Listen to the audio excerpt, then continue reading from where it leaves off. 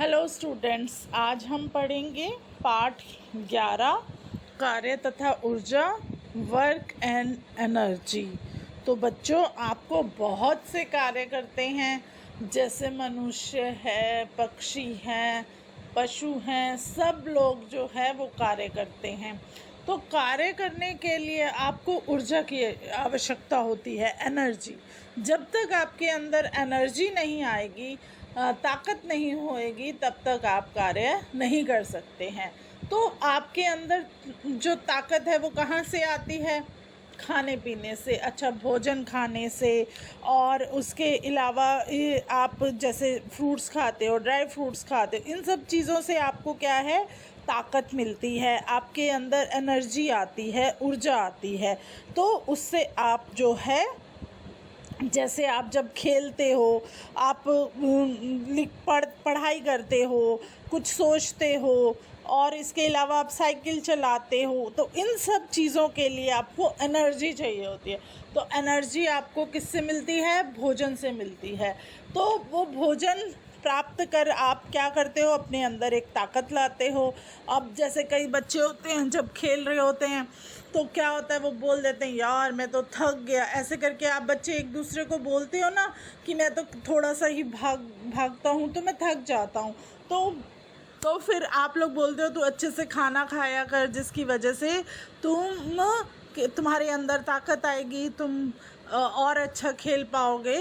तो इस तरह से, और ऐसे ही जंतु भी क्या हैं, जंतुओं के अंदर भी ताकत की आवश्यकता होती है।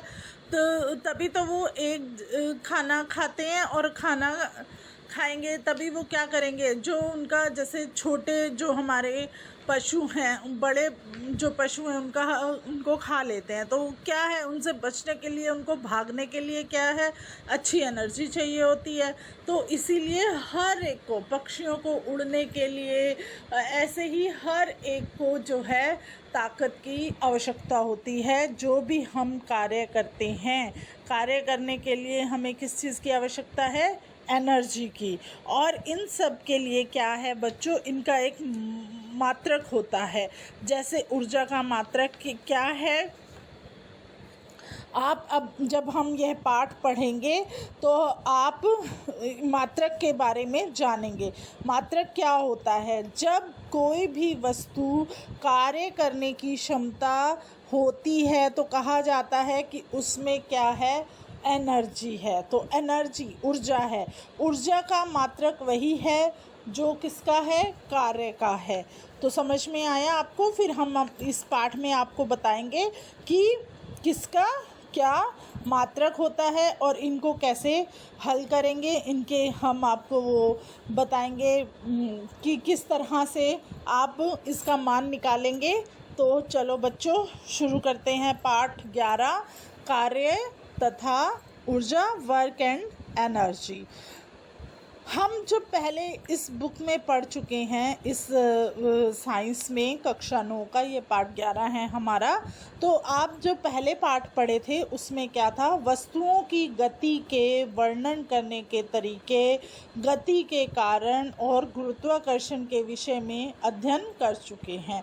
तो अब पहले पाठ जो आपने पढ़ा था, गति पढ़ा था, फिर गुरुत्वाकर्षण पढ़ा था, तो यह आप पढ़ चुके हैं, जिससे हम अनेक प्राकृतिक घटनाओं को समझने और उनकी व्याख्या करने में हमें क्या है? मदद मिलती है। ऊर्जा और शक्ति का कार्य से क्या है? गहरा संबंध है। इस जगत में सभी सजीवों को भोजन की आवश्यकता होती है।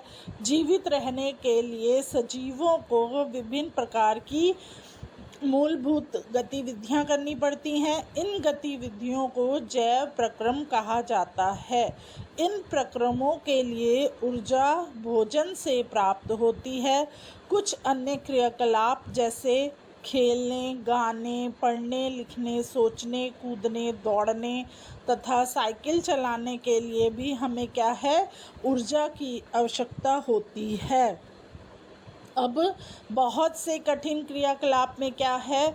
ज़्यादा ऊर्जा की आवश्यकता होती है। अब आपने देखा कि किस तरह से बच्चों, जब अगर आपके अंदर एनर्जी होगी, ताकत होगी, तभी आप सोच सकोगे, तभी आप खेल सकोगे, तभी आप पढ़ सकोगे, तभी आप कुछ लिख सकोगे। तो हर एक चीज़ के लिए क्या है, हमें ऊर्जा की आवश्यकता होती है। इसी तरह से अब आगे देखो, जंतु भी विभिन्न प्रकार के क्रियाकलापों में व्यस्त रहते हैं। कौन से क्रियाकलाप करते हैं जंतु? उदाहरण के लिए वे कूद या दौड़ सकते हैं, उन्हें लड़ना पड़ता है अपने शत्रुओं से दूर भागने के लिए, भोजन खोजने या आवास के लिए सुरक्षित स्थान खोजना पड़ता है। उसके अलावा क्या है बच्चों, इसके अलावा कुछ जंतुओं को बोझा ढोने में, गाड़ी खींचने में, खेत जोतने के लिए उपयोग में लाया जाता है। अब देखो कितना जो है, जैसे जब बैल होते हैं वो कितना सामान खींच लेते हैं, उनके साथ एक जब बैलगाड़ी बांध दी जाती है तो उस गाड़ी में कितना हम सामान रख देते हैं जो वो बैल खींचकर अपने कंधों पर लेकर जाते हैं। ऐसे ही जब अब खेतों की जुताई अब तो मशीनों के द्वारा होती है, पहले समय में पशुओं के द्वारा होती थी, तो तब भी जो है उनको ताकत की ज़रूरत होती थी। अब आप आगे देखो, अब हम मशीनों के विषय में विचार करें। पहले आपने मनुष्य के बारे में पढ़ा, फिर आपने जंतुओं के बारे में पढ़ा, अब हम मशीनों के बारे में पढ़ेंगे। उन मशीनों की सूची बनाइए जिनका उपयोग आप करते हैं। उन्हें कार्य करने के लिए किस चीज़ की आवश्यकता पड़ती है? कुछ इंजनों को पेट्रोल और डीजल की आवश्यकता क्यों होती है? सजीवों और मशीनों को ऊर्जा की आवश्यकता क्यों होती है? अब देखो, मशीनें भी हैं आज के समय में, तो मशीनें भी चलाने के लिए आपको किस चीज़ की आवश्यकता पड़ेगी? मशीन भी ऐसे थोड़ी चल जाती है। कुछ मशीनें पेट्रोल से चलती हैं, कुछ डीजल से चलती हैं, कुछ इलेक्ट्रिसिटी से चलती हैं। तो ये सब क्या है, मशीनों को एनर्जी देने के वो पदार्थ हैं। आगे देखेंगे अब हम इसमें क्या है, कार्य, वर्क। कार्य क्या है? अपने दैनिक जीवन में हम जिस रूप में कार्य शब्द का प्रयोग करते हैं और जिस रूप में हम इसे विज्ञान में उपयोग करते हैं, इनमें अंतर है। इस बात को स्पष्ट करने के लिए निम्न उदाहरणों की मदद ली जा सकती है। अब कार्य क्या है और आप दैनिक जीवन में किस रूप में जो है कार्य शब्द का प्रयोग करते हैं और किस रूप में जो है विज्ञान में इसका उपयोग होता है, इन दोनों का आपको अंतर बताना है। तो कठोर काम करने के बावजूद कुछ अधिक कार्य नहीं है। Not much work in spite of working hard. कमली परीक्षा की तैयारी कर रही है। वह अध्ययन ज़्यादा समय व्यतीत करती है। अब बच्चों इसमें क्या है कि कमली जो है वो क्या कर रही है, पढ़ाई कर रही है, उसके एग्ज़ाम आने वाले हैं, तो वो क्या करती है, फिर अध्ययन में क्या करती है, अपना ज़्यादा समय लगाती है, पुस्तकें पढ़ती है, चित्र बनाती है, विचारों को क्या है सुव्यवस्थित करती है और फिर प्रश्न पत्रों को एकत्रित करती है, कक्षा में उपस्थित रहती है, अपने मित्रों के साथ समस्याओं पर विचार विमर्श करती है तथा प्रयोग करती है। इन क्रियाकलापों पर उसे बहुत सी ऊर्जा व्यय करनी पड़ती है। सामान्य बोलचाल में वह कठोर काम कर रही है। यदि हम कार्य को वैज्ञानिक परिभाषा के अनुरूप देखें तो इस कठोर काम में बहुत थोड़ा कार्य शामिल है। अब देखो किस तरह से जब आपके भी एग्ज़ाम आने वाले होते हैं तो आप कितनी मेहनत करते हैं। आप क्या करते हो, जो आपने पूरा साल पढ़ा है वो सब आप नोट्स इकट्ठे करते हो, उनको एक बार रिवाइज़ करते हो, फिर आपको जो नहीं आता है उनको आप अलग से लिखते हो और फिर अपने सहपाठियों से या अध्यापक से उनके बारे में डिस्कशन करते हो, फिर आप उनको याद करते हो। और इन सब कार्यों के लिए क्या है, वो कार्य हैं, कठोर काम है। अब आप आगे देखो, आप एक बहुत बड़ी चट्टान को धकेलने के लिए कठोर श्रम कर रहे हैं। मान लीजिए आपके सारे प्रयासों के बावजूद जो है चट्टान नहीं हिलती। आप पूर्णतः थक चुके हैं, तथापि आपने चट्टान पर कोई कार्य नहीं किया क्योंकि चट्टान में कोई विस्थापन नहीं हुआ।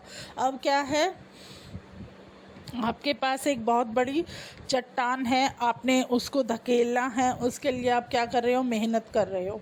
और जो है इसके लिए आप क्या कर रहे हो, सारे कोशिश कर रहे हो कि किस तरह से आप वो चट्टान को हिला सकते हो। पर जब वो चट्टान नहीं हिलती है तो आप क्या होता है, सारी कोशिशों के बावजूद आप क्या हो जाते हो, थक जाते हो। तो क्या है, आपने चट्टान पर कि कोई भी कार्य क्यों नहीं किया, क्योंकि वो हिली नहीं अपनी जगह से। तो फिर क्या है, तो इससे क्या है, आपका कोई भी कार्य काउंट नहीं हुआ और चट्टान में क्या है, कोई भी मूवमेंट नहीं हुई, मतलब स्थापन नहीं हुआ, वो अपनी जगह से ठस से मस नहीं हुई।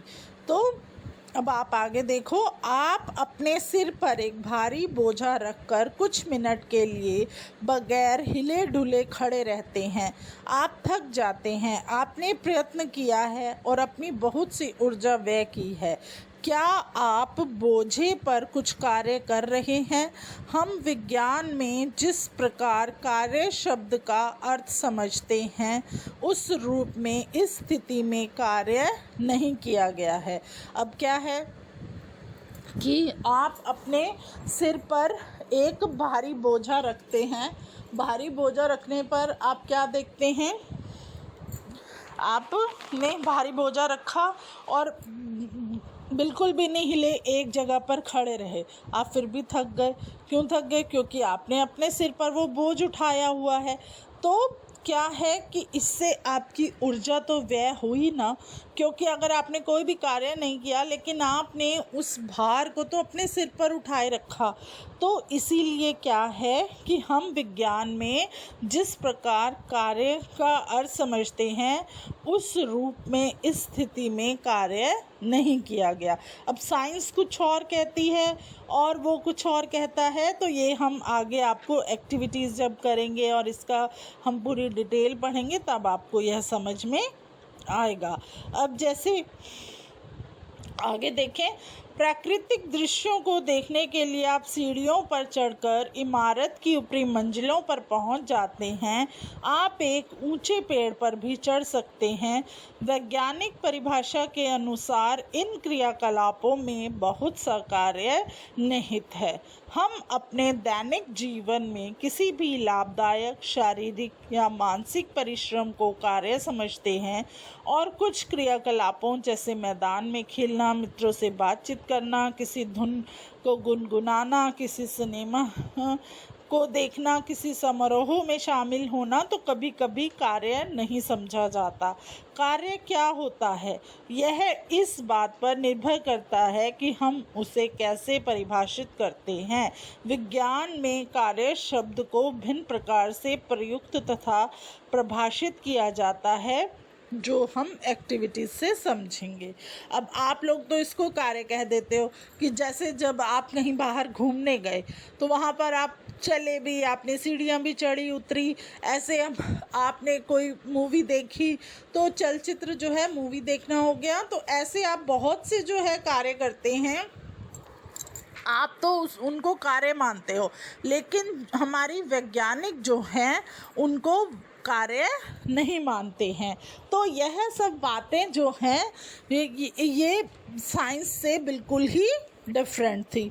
तो अब हम जो एक्टिविटीज़ पढ़ेंगे उसमें आपको कार्य की परिभाषा समझ में आएगी वैज्ञानिकों द्वारा।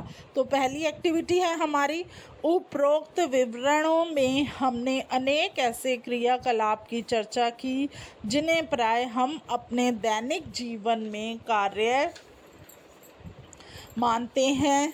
इनमें से प्रत्येक क्रियाकलाप के लिए जो है निम्नलिखित प्रश्नों का आपको उत्तर देना है। पहला प्रश्न है, किसी वस्तु पर जो है कार्य किया गया तो वो किसके अंदर आएगा?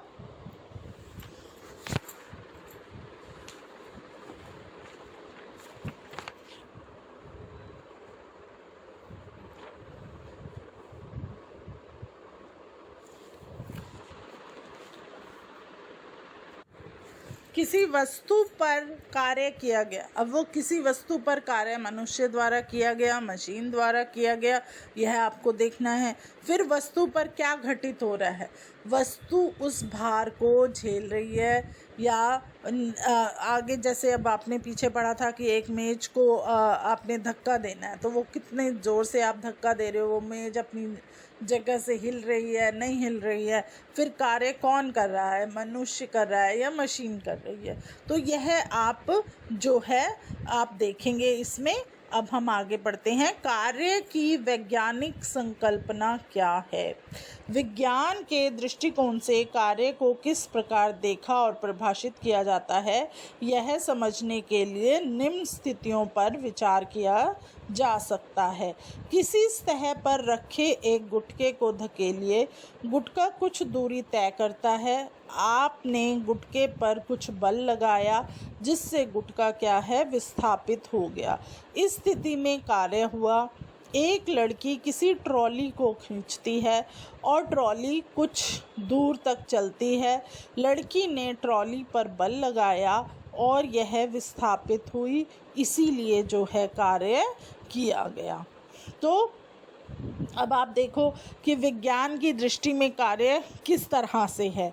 तो जब एक सतह पर आपने गुटके को धकेला तो क्या है, गुटका थोड़ी सी दूर पर गया, लकड़ी का टुकड़ा आप ले सकते हैं इसमें। तो जब आपने गुटके पर जब बल लगाया था तो क्या हुआ था, वो गुटका विस्थापित हो गया था। तो इस स्थिति में क्या हुआ, कार्य हुआ कि वो अपनी जगह से दूसरी जगह पर हिला या नहीं हिला। तो एक लड़की जब कोई भी ट्रॉली को खींचती है तो ट्रॉली जो है वो कुछ दूर तक चलती है। तो लड़की ने ट्रॉली पर बल लगाया और वो क्या हुई, अपनी जगह से हट गई। तो इससे क्या हुआ, तो इसमें कार्य हुआ। तो इस पुस्तक को भी आप किसी ऊंचाई तक उठाइए। ऐसा करने के लिए आपको क्या है, जोर लगाना पड़ेगा, आपको बल लगाना पड़ेगा। अब कोई भी चीज़ है, आप एक जगह से दूसरे जगह पर लेकर जाते हो तो आपको क्या है, बल लगाना पड़ता है, जोर लगाना पड़ता है। और पुस्तक जब ऊपर उठती है तो आपकी जो है बल लगाया और पुस्तक क्या हुई, गतिमान हुई। तो इसीलिए क्या हुआ, यहाँ पर कार्य हुआ। उपरोक्त स्थितियों को ध्यानपूर्वक देखने से यह ज्ञात होता है कि कार्य करने के लिए दो दशाओं का होना जरूरी है। तो वह कौन सी दो दशाएं हैं, वस्तु पर कोई बल लगना चाहिए और वस्तु विस्थापित होनी चाहिए, मतलब अपनी जगह से दूसरी जगह पर जानी चाहिए, तभी जो है क्या होता है, कार्य होता है। यदि इनमें से कोई भी दशा पूरी नहीं होती है तो कार्य नहीं हुआ। मतलब वस्तु पर अगर कोई बल नहीं लगा, वस्तु एक जगह से दूसरी जगह नहीं गई, तो क्या हुआ, कार्य नहीं हुआ। विज्ञान में कार्य को इस दृष्टि से देखा जाता है कि एक बैल किसी गाड़ी को खींच रहा है, गाड़ी चल रही है, तो गाड़ी पर एक बल लग रहा है और गाड़ी कुछ दूर पर चलती है। तो क्या आपके विचार में स्थिति में कार्य किया गया, तो बिल्कुल कार्य किया गया। जब बैल उस गाड़ी को खींचकर एक जगह से दूसरी जगह पर ले जा रहा है तो क्या हो रहा है, कार्य तो हो ही रहा है। तो अब हम आगे पढ़ेंगे। आगे है हमारा क्रियाकलाप। आपने दैनिक जीवन की कुछ स्थितियों पर विचार किया जिनमें कार्य सम्मिलित थे। अब हम इनकी सूची बनाएंगे। आपको बनानी है ये सूची। अपने मित्रों से आपने विचार विमर्श करना है कि क्या प्रत्येक स्थिति में कार्य किया गया। आपने उत्तरों का कारण जानने का प्रयास करना है। यदि कार्य हुआ है तो वस्तु पर कौन सा बल और कार्य कर रहा है।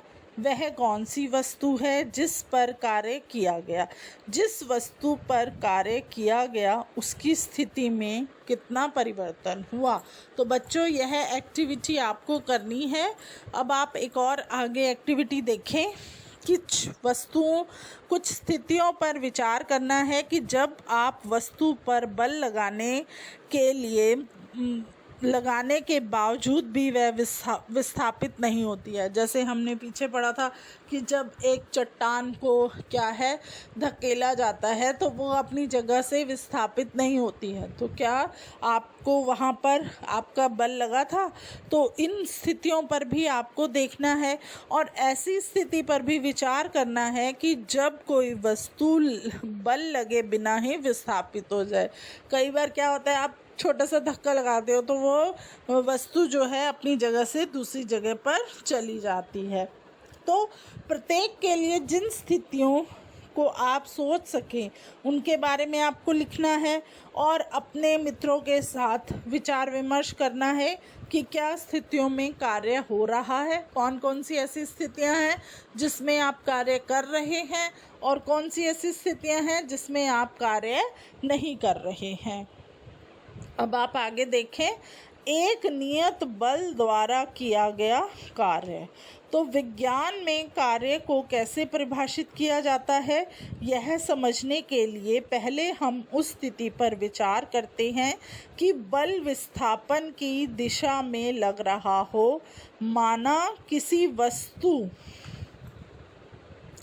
पर एक नियत बल F कार्य करता है। मान लीजिए कि वस्तु बल की दिशा में s दूरी विस्थापित हुई है, जो कि आप चित्र 10.1 में देख रहे हैं। इसमें क्या है कि मान लीजिए W किया गया कार्य है। कार्य की परिभाषा के अनुसार इनमें जो कार्य बल और विस्थापन के गुणनफल के बराबर किया गया है, तो वह कार्य क्या है आपका? बल गुना में विस्थापन। तो बल गुना में विस्थापन क्या है? W = Fs। तो समझ में आया आपको? ये आप चित्र देखो, चित्र में क्या है, एक मेज है, मेज के ऊपर जो है F आप देख रहे हो कैसे अंकित किया गया है। तो यह हमारा चित्र है। तो इसमें क्या है, किसी वस्तु पर लगने वाले बल द्वारा किया गया कार्य है वो बल के परिणाम और बल की दिशा में चली गई दूरी के गुणनफल के बराबर होता है। तो कार्य में केवल क्या होता है, परिमाण होता है और उसकी कोई दिशा नहीं होती है। अब जैसे समीकरण आप 10.1 में देखो, यदि F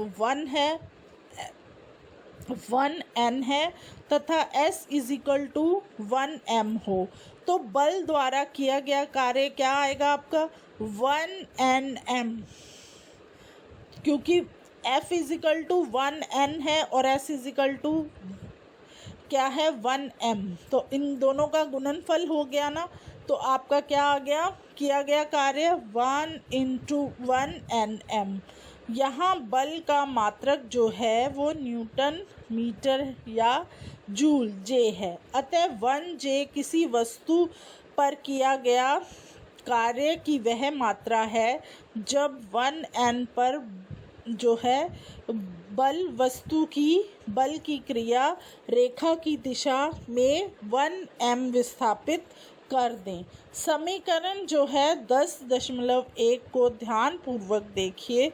यदि वस्तु पर लगने वाला बल 0 है तो किया गया कार्य कितना होगा? यदि वस्तु का विस्थापन 0 है तो किया गया कार्य कितना होगा? उन दिशाओं का उल्लेख कीजिए जिनका कार्य होने के लिए पूरा होना क्या है? आवश्यक है। तो क्या है बच्चों इसमें?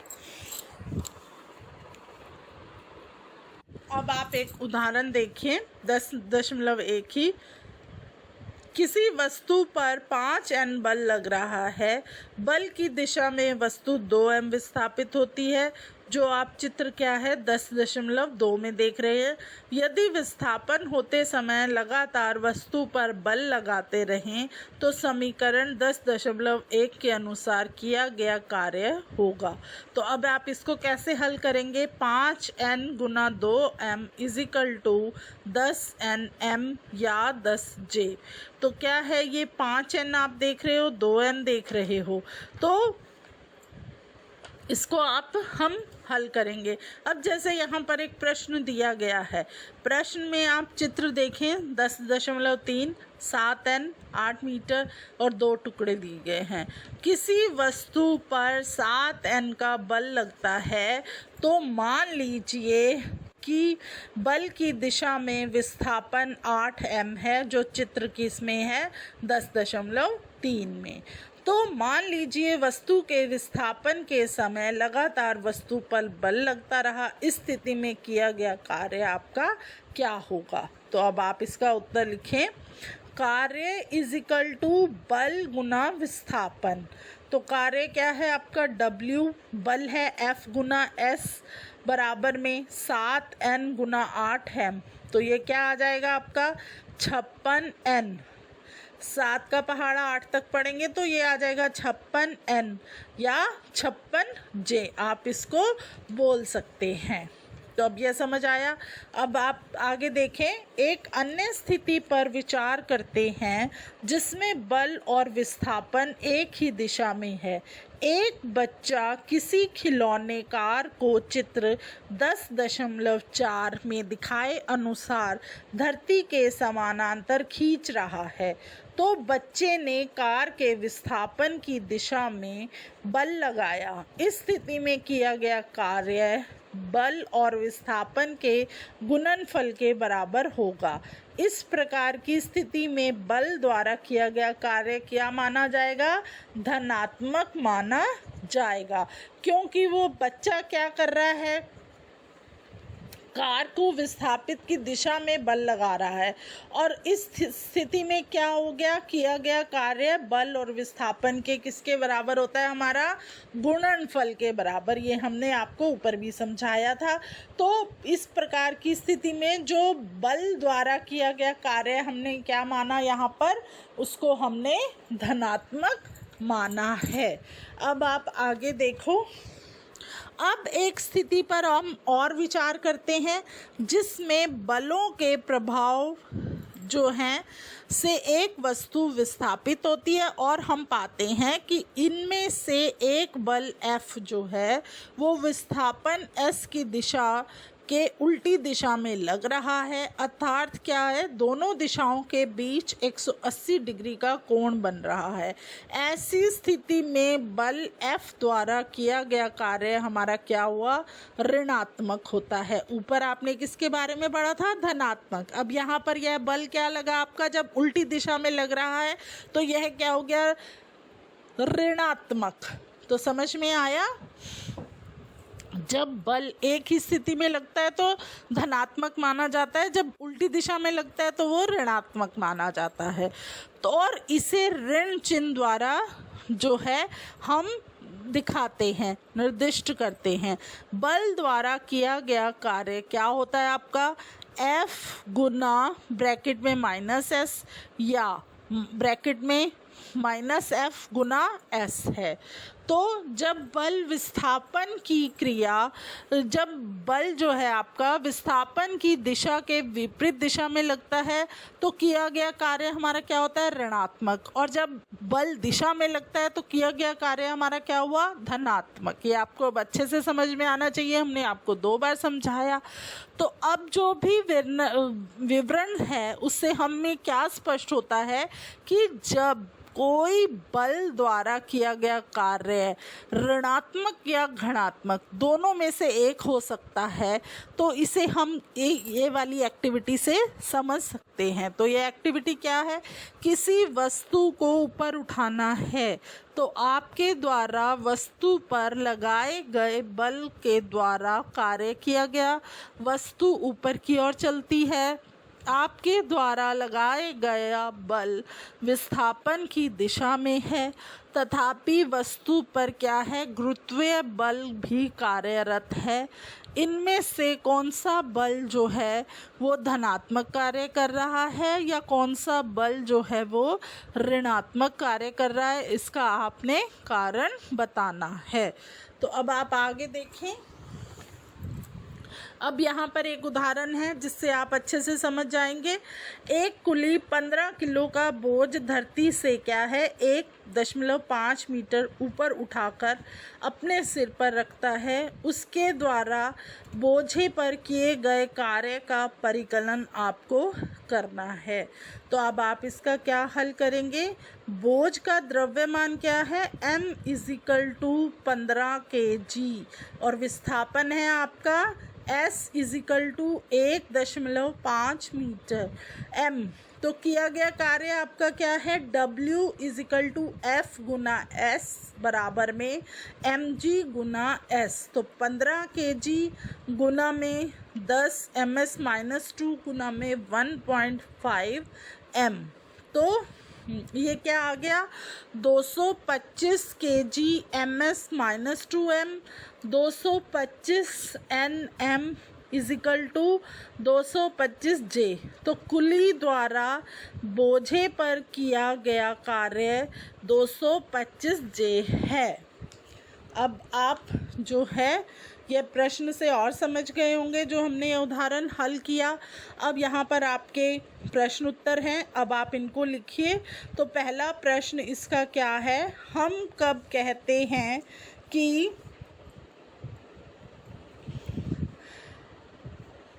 कार्य किया गया है। तो अब आप इसका उत्तर लिखें। जब वस्तु पर बल लगाया जाता है और वस्तु बल की दिशा में गति करती है तब हम कहते हैं कि कार्य किया गया। अब प्रश्न 2 देखिए।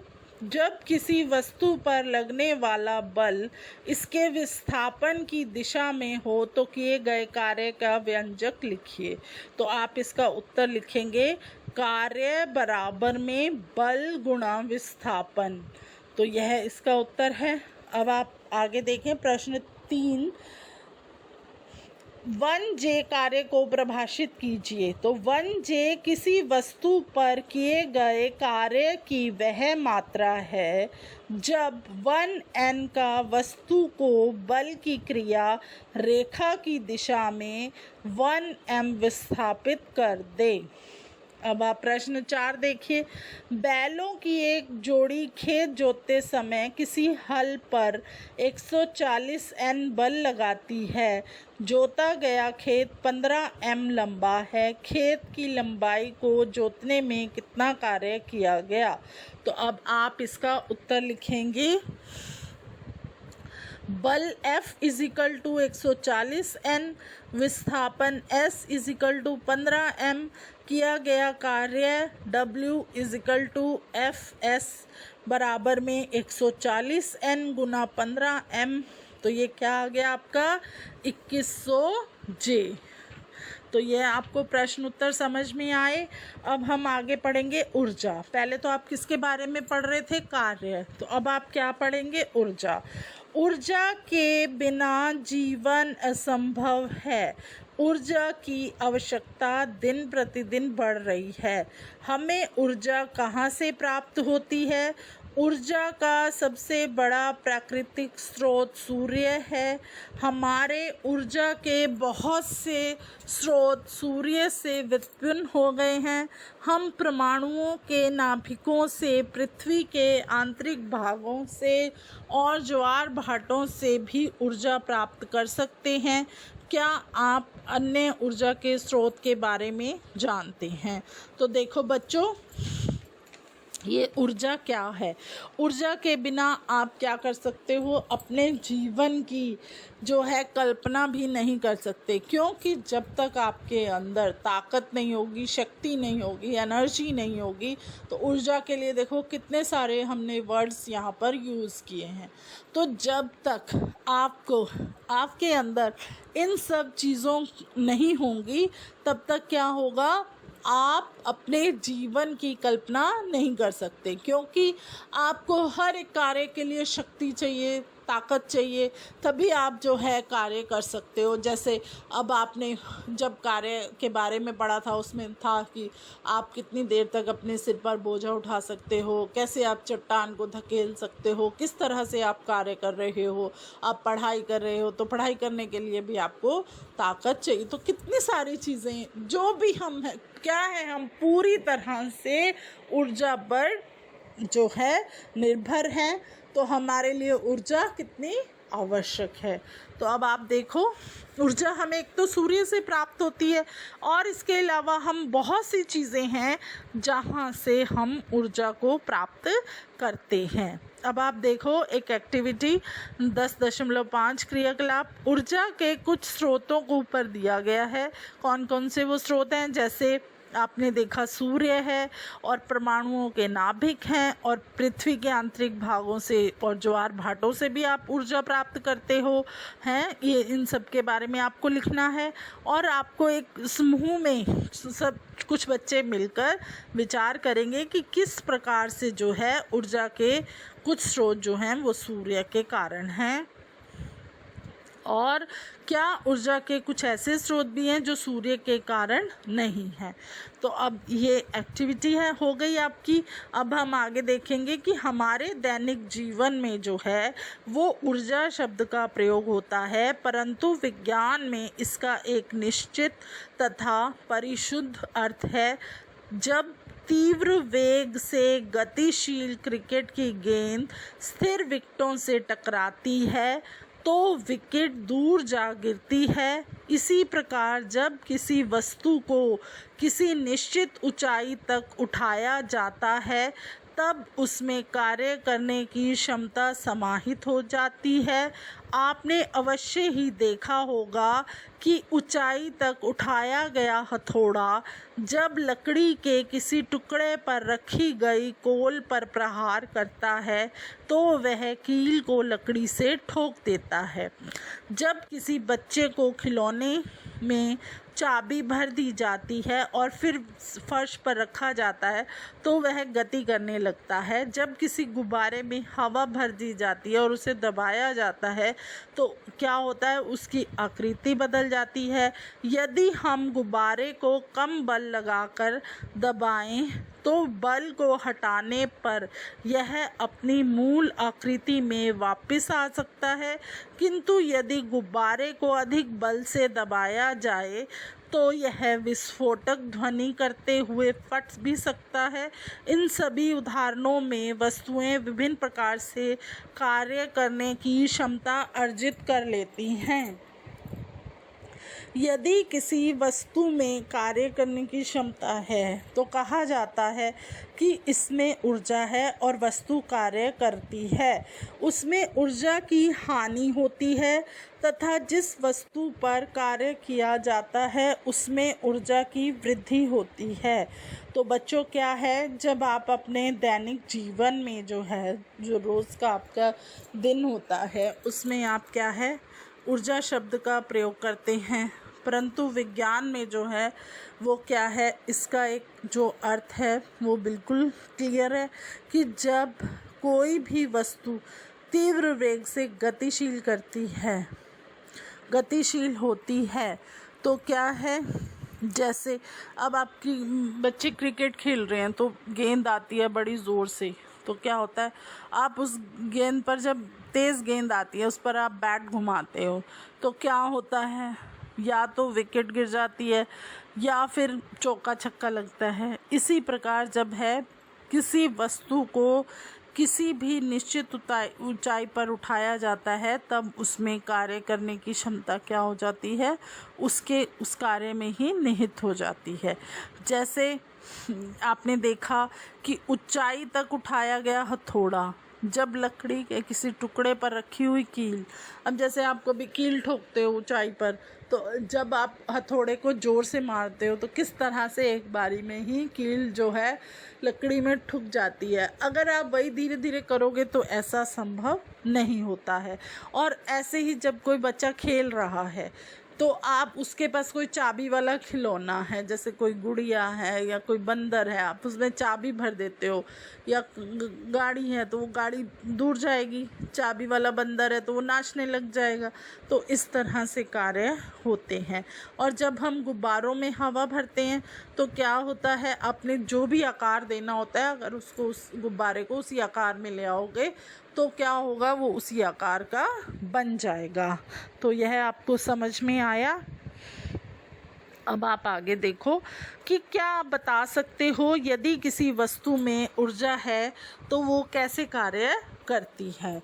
जैसे किसी वस्तु जिसमें ऊर्जा है तो वह दूसरी वस्तु पर क्या है, बल लगा सकती है। जब ऐसा होता है तो बच्चों, जब ऐसा होता है तो ऊर्जा पहले वस्तु से दूसरी वस्तु में क्या होती है, स्थानांतरित हो जाती है। और फिर दूसरी वस्तु क्योंकि कुछ ऊर्जा ग्रहण करती है इसीलिए कुछ कार्य कर सकती है, इस प्रकार यह गति में आ जाती है। इस प्रकार पहली वस्तु में कार्य करने की क्षमता है। इसका अर्थ यह हुआ कि कोई भी वस्तु जिसमें ऊर्जा है कार्य कर सकती है। अब देखो, आप देख सकते हो कि बहुत सी ऐसी वस्तुएं होती हैं जो जिनमें ऊर्जा होती है। जैसे आप किसी वस्तु पर बल लगाते हो तो क्या होता है, और पहली वस्तु दूसरी वस्तु को क्या है, अपनी जगह से दूसरी जगह पर भेज देती है। क्योंकि वो एक वस्तु जिसमें ऊर्जा है वो कार्य कर रही है तो क्या हुआ, दूसरी वस्तु ने उस कार्य को क्या, उस ऊर्जा को क्या है, ग्रहण कर लिया। तो ऐसे कार्य होने लग जाता है। आप आगे देखो। अब इस प्रकार किसी वस्तु में निहित ऊर्जा को उसकी कार्य करने की क्षमता के रूप में मापा जाता है। ऊर्जा का मात्रक वही है जो कार्य का है, अर्थात जूल जे। एक जूल कार्य करने के लिए आवश्यक ऊर्जा की मात्रा हमारी क्या होती है, 1 जे होती है। कभी कभी ऊर्जा के बड़े बड़े मात्रक किलो जूल का उपयोग किया जाता है। 1 किलो जूल क्या है, 1000 जूल के बराबर होता है। तो समझ में आया आपको ये। अब आप आगे देखेंगे, ऊर्जा के रूप, फॉर्म्स ऑफ एनर्जी। सौभाग्य से जिस संसार में हम रहते हैं उसमें क्या है, ऊर्जा अनेक रूपों में विद्यमान है। विभिन्न रूपों में स्थितिज ऊर्जा, गतिज ऊर्जा, ऊष्मीय ऊर्जा, रासायनिक ऊर्जा, विद्युत ऊर्जा एवं प्रकाश ऊर्जा सम्मिलित हैं। किसी वस्तु की स्थितिज एवं गतिज ऊर्जा के लिए योग को वस्तु की यांत्रिक ऊर्जा कहते हैं। तो बच्चों, ऊर्जा के रूप हमारे कितने हैं, देखो। जैसे संसार में हम रहते हैं वहाँ पर हमारे पास क्या है, बहुत सारे रूपों में क्या है, ऊर्जा विद्यमान है। जैसे आपने देखा, स्थितिज ऊर्जा, गति ऊर्जा और ऊष्मीय ऊर्जा, विद्युत ऊर्जा, प्रकाश ऊर्जा, कितनी सारी ऊर्जा के रूप हैं। तो अब हम इसके बारे में पूरा पढ़ेंगे। तो अब आप पहले देखें, आप कैसे मालूम करेंगे कि कोई सत्ता, वस्तु जिसका अस्तित्व है, ऊर्जा का रूप है। अपने मित्रों और अध्यापक के साथ आपने इसके बारे में जो है डिटेल से पढ़ना है। तो अब एक यहाँ पर वैज्ञानिक के बारे में आपको बताया गया है। ये वैज्ञानिक है हमारे जेम्स प्रेस्कॉट जूल। 1818 से 1889 तक इन्होंने जो है कार्य किया। तो जेम्स प्रेस्कॉट जूल एक महान ब्रिटिश भौतिक वैज्ञानिक थे जो अपने विद्युत और ऊष्म गति के अनुसंधानों के लिए विशेष रूप से यह प्रसिद्ध हुए। इन्होंने इन विचारों के अतिरिक्त विद्युत के ऊष्मीय प्रभाव के बारे में नियम बनाया। उन्होंने ऊर्जा संरक्षण नियम को प्रयोगात्मक रूप में स्थापित किया और ऊष्मा के यांत्रिक तुल्यांक के मान की खोज की। ऊर्जा तथा कार्य के मात्रक का नाम जूल उन्हीं के समान में रखा गया है। अब देखो, हम जो है जूल बोलते हैं, तो वह क्या है, इनके सम्मान में ही रखा गया है। अब आप पढ़ेंगे गतिज ऊर्जा। तो गतिज ऊर्जा क्या है, इसका आप क्रियाकलाप देखें। तो अब आपने क्या देखना है इसमें, जैसे गतिज ऊर्जा में एक भारी गेंद लीजिए, इसे रेत की मोटी परत पर गिराइए। गीले रेत की सतह पर यह अच्छा कार्य करेगी। गेंद को रेत पर लगभग 25 सेंटीमीटर की ऊंचाई से गिराइए। गेंद रेत में एक गड्ढा बना देगी। तो अब क्या है, देखा आपने किस तरह से जो है एक भारी गेंद जो है रेत की मोटी परत पर हम गिराएंगे तो क्या है, वो अच्छा कार्य करेगी। और अगर हम इसको 25 सेंटीमीटर की ऊंचाई से गिराएंगे तो यह एक गड्ढा बना देगी। तो इस क्रियाकलाप को 25 सेंटीमीटर, 1 मीटर और 1.5 की ऊंचाइयों से गेंद को गिराकर आपने देखना है। यह सुनिश्चित कीजिए कि सभी गर्त जो हैं, आपको जो गड्ढे हैं वो स्पष्ट दिखाई दें। तो गेंद को गिराने की ऊंचाई के अनुसार सभी गड्ढों पर निशान लगाने हैं और उनकी गहराइयों को आपने तुलना करनी है कि इनमें कौन सा जो गर्त है वो सबसे गहरा है, मतलब गड्ढा सबसे गहरा है। उसके बाद कौन सा जो गड्ढा है वो सबसे अधिक उथला है और ऐसा क्यों, और गेंद के कारण किस कारण से गहरा गड्ढा बनाया। विचार विमर्श कर आपको इन सब के बारे में जो है लिखना है, क्योंकि आप जितनी भी ऊंचाई से गिराओगे तो क्या होता है कि गड्ढा ज़्यादा बड़ा होता है, छोटी ऊंचाई से गिराने पर गड्ढा क्या होता है, छोटा होता है। अब आप एक और क्रियाकलाप देखें, 10.7, ये एक चित्र है 10.5। इसके अनुसार जो है आपने उपकरण सज्जित किया। एक ज्ञात द्रव्यमान के लकड़ी के गुटके को ट्रॉली के सामने किसी सुविधाजनक निश्चित दूरी पर आपने रखा और फिर पल्लड़े पर एक ज्ञात द्रव्यमान रखा, जिससे कि ट्रॉली क्या हो जाएगी, गतिमान हो जाएगी, चलने लगेगी। जब ट्रॉली आगे चलती है और लकड़ी के गुटके से टकराती है तो मेज में क्या है, एक अवरोधक इस प्रकार लगाइए कि गुटके से टकराने के बाद वो जो ट्रॉली है वो वहीं पर रुक जाए। इससे क्या होगा, गुटका जो है वो विस्थापित हो जाता है। गुटके के विस्थापन को आपने मापना है। इसका अर्थ यह हुआ कि जैसे ही गुटके ने ऊर्जा ग्रहण की, ट्रॉली द्वारा गुटके पर जो है वो कार्य किया गया। यह ऊर्जा कहाँ से आई, और पल्लड़े पर रखे द्रव्यमान को बढ़ाकर आपने क्या करना है, यह प्रयोग करना है। किस अवस्था में विस्थापन अधिक है और किस अवस्था में किया गया कार्य जो है वो अधिक है। इस क्रियाकलाप में गतिशील ट्रॉली जो है वो कार्य करती है, अतः इसमें क्या है, हमारी ऊर्जा मौजूद है।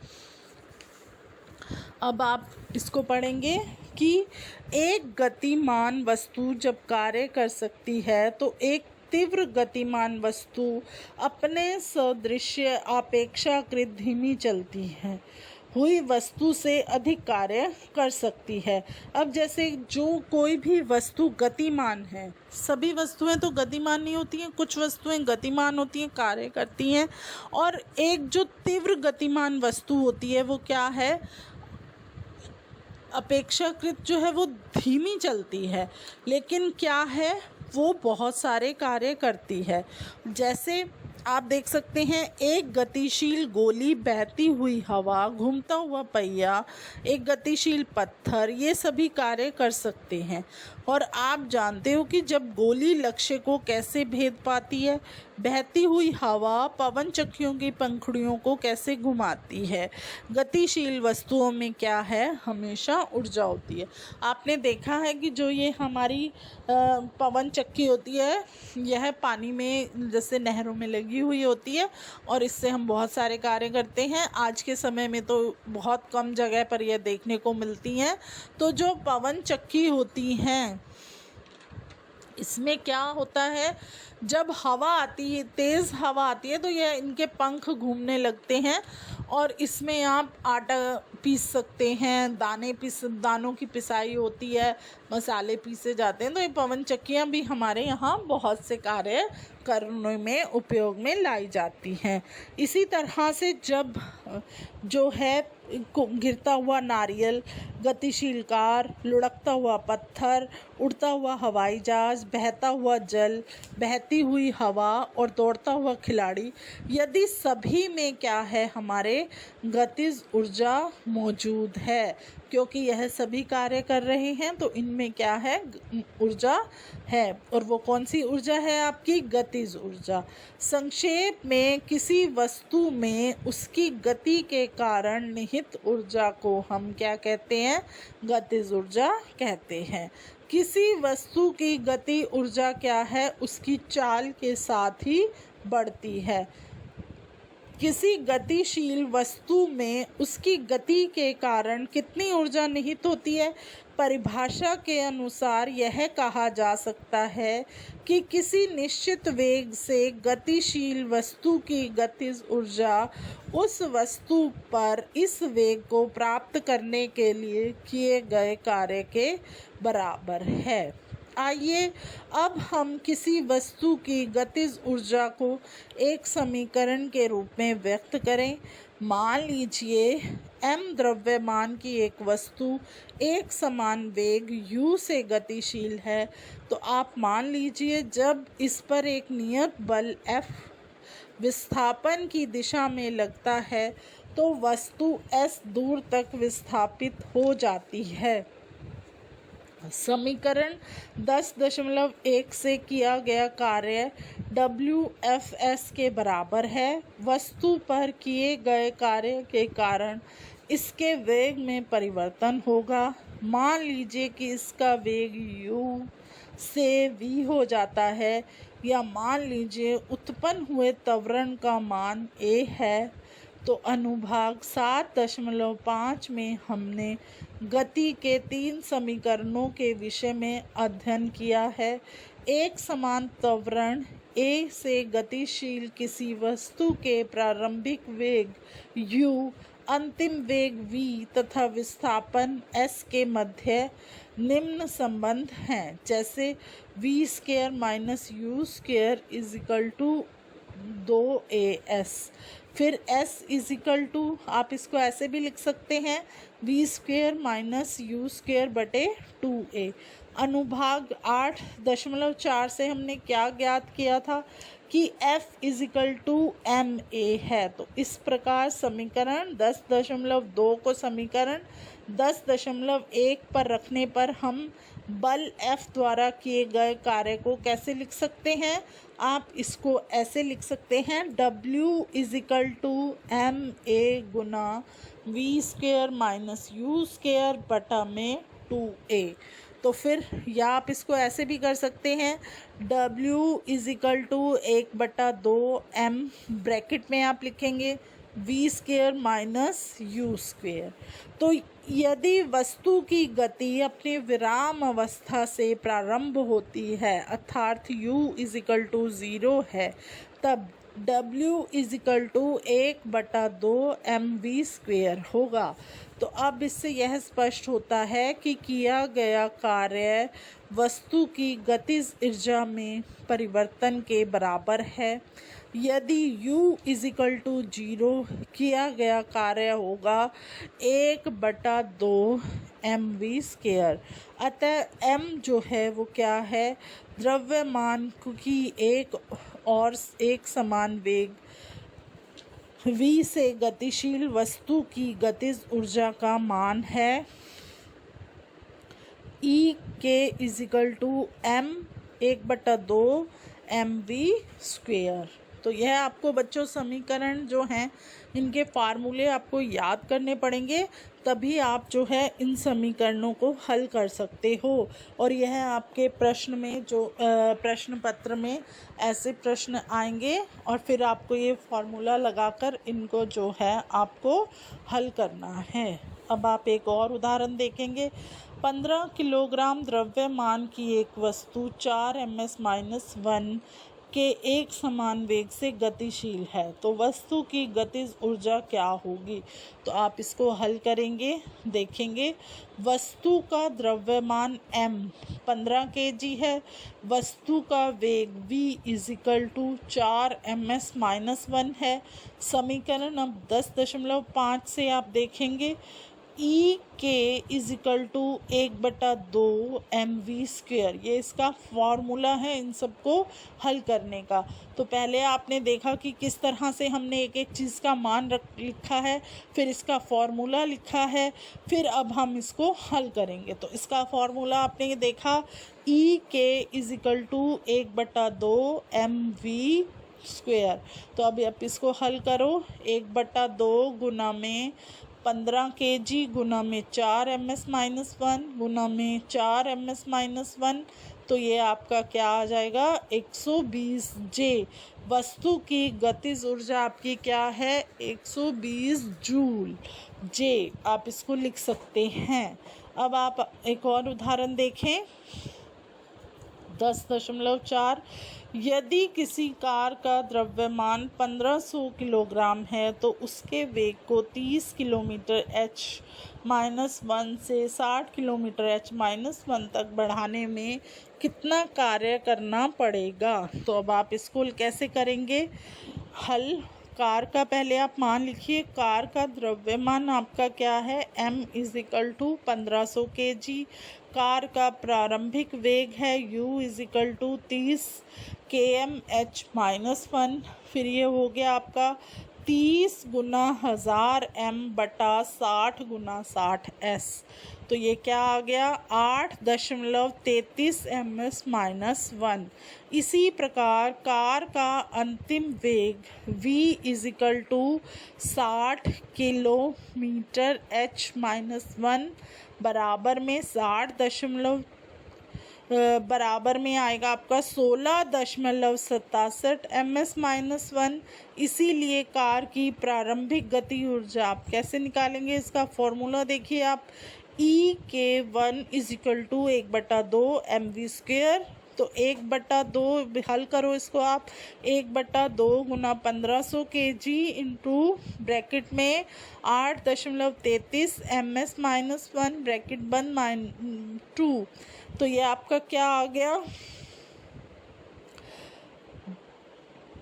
5241.68 जूल। इस प्रकार जो है कार की अंतिम गति ऊर्जा E के I 1/2 गुना में 1500 किलोग्राम गुना में ब्रैकेट में 16.67 ms-1 ब्रैकेट 2 स्क्वायर। तो ये आपका आ जाएगा 20841.68 जूल। अतः किया गया कार्य गतिज ऊर्जा में परिवर्तन हुआ तो E के F माइनस के आई इजिकल टू कितना हुआ आपका, ये 15,6,375 जूल। तो यह थी आपकी गतिज ऊर्जा जिसके आपने अच्छे से पढ़ा और इसके आपने उदाहरण जो हैं प्रश्न भी हल किए, तो जिससे आपको अच्छे से गतिज ऊर्जा के बारे में समझ में आया। अब यहाँ पर इसके प्रश्न दिए गए हैं, हम यह प्रश्नों के उत्तर आपको कराएंगे। पहला प्रश्न है, किसी वस्तु की गतिज ऊर्जा क्या होती है। तो आप इसका उत्तर लिखें। किसी वस्तु में उसी की गति के कारण निहित ऊर्जा को गतिज ऊर्जा कहते हैं। गतिज ऊर्जा वस्तु की चाल के साथ बढ़ती है। तो प्रश्न 2 देखें, किसी वस्तु की गतिज ऊर्जा के लिए व्यंजक लिखो। तो इसका उत्तर आप लिखेंगे E के इजिकल टू 1/2 mu²। तो अब आप इसका करेंगे। m जो है वो द्रव्यमान की एक समान वेग u से गतिशील वस्तु की गतिज ऊर्जा का मान है। तो अब जो है ये आ जाएगा आपका। तो समझ में आ गया ये। अब आप इसका तीसरा प्रश्न देखेंगे। m5 ms-1 के वेग में गतिशील किसी m द्रव्यमान की वस्तु की गतिज ऊर्जा 25 जूल है। यदि इसके वेग को 2 गुना कर दिया जाए तो इसकी गतिज ऊर्जा कितनी हो जाएगी? यदि इसके वेग को 3 गुना बढ़ा दिया जाए तो इसकी गतिज ऊर्जा कितनी हो जाएगी? तो आप इसका उत्तर लिखेंगे प्रारंभिक गतिज ऊर्जा 25 जूल है। अब E जो है के इजिकल टू वी स्क्वायर है। जब वेग को 2 गुना हो जाता है तो गतिज ऊर्जा होगी E के इजिकल टू 2 का स्क्वायर गुना में प्रारंभिक गतिज ऊर्जा। तो ये आ जाएगी आपकी 4 गुना 25 इजिकल टू 100 जूल। जब वेग 3 गुना होगा तो गतिज ऊर्जा होगी E के इजिकल टू 3 स्क्वायर गुना में प्रारंभिक गति ऊर्जा। तो ये आ जाएगी 9 गुना 25 इजिकल टू आपकी ये कितनी हो जाएगी? 225 जूल। तो यह आपको समझ में आया। अब आप पढ़ेंगे क्षितिज ऊर्जा के बारे में। स्थितिज ऊर्जा क्या है? इसका आप क्रियाकलाप देखो। एक रबड़ का छल्ला लेना है, इसके एक सिरे को पकड़कर दूसरे सिरे से खींचना है। तो क्या होता है? छल्ला खींचा जाता है। आपने देखा होगा ना, के पास भी होंगे ऐसे रबड़। जब आप उनको खींचते हैं प्लेन रबड़ तो क्या है, एक दूसरे की तरफ खींचे चले जाते हैं, और जब आप उनके सिरों को छोड़ते हैं तो वो क्या सिकुड़ जाते हैं और ज़ोर से लगते भी हैं। छल्ला अपनी प्रारंभिक लंबाई प्राप्त करने का प्रयास करेगा। स्पष्ट है कि छल्ले ने अपनी खींची हुई स्थिति में जो है वो खूब सारी ऊर्जा को उसने ले लिया, और फिर खींचने पर यह ऊर्जा किस प्रकार हुई, और जब आप उसको छोड़ते हो तो फिर दोबारा वो जो है छल्ला बन जाता है। यह आपका क्रियाकलाप 10.8 पढ़ा था। अब हम पढ़ेंगे 10.9 क्रियाकलाप। इसमें आपने एक सिलंकी लेनी है और निम्न चित्र में दिखाए अनुसार अपने मित्र से इसके एक सिरे को पकड़ने को कहिए। आप दूसरे सिरे को पकड़िए और अपने मित्र से दूर चले जाइए। अब ये आप देख रहे हो कैसे एक रिंग सा है। अब एक तरफ से आपने पकड़ा, एक तरफ से आपके मित्र ने पकड़ा, और जब आप इसको छोड़ देंगे तब आप क्या देखते हैं कि खींचने पर जो सिलंकी ने किस प्रकार जो है ऊर्जा को ग्रहण किया था, और फिर क्या संपीड़न करने पर सिलंकी ऊर्जा जो है वो क्या करेगी, उपार्जित करेगी या नहीं करेगी। तो अब एक और यहाँ पर आप क्रियाकलाप देखें 10.10।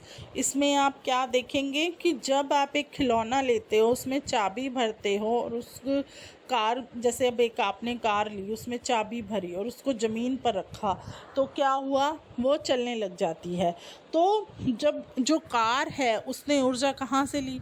उसके अंदर कोई मशीन फिट थी जिसमें हमने चाबी भरी, जिससे वो चलने लग गई। तो चाबी द्वारा भरे गए लपेटों की संख्या पर वो निर्भर करती है। आप जितनी चाबी घुमाओगे, अगर आप थोड़ी सी चाबी घुमाओगे तो वो चाबी थोड़ी दूर तक जाकर रुक जाएगी। अगर आप उसमें ज़्यादा चाबी घुमाओगे तो वो ज़्यादा दूर तक जाकर रुक जाएगी। तो इस प्रकार जो है हम देख सकते हैं कि जो हमने एक ऊर्जा किसी के अंदर पैदा की है वो कितनी देर तक उसमें रह सकती है। अब आप एक और एक्टिविटी देखेंगे, वो है 10.11।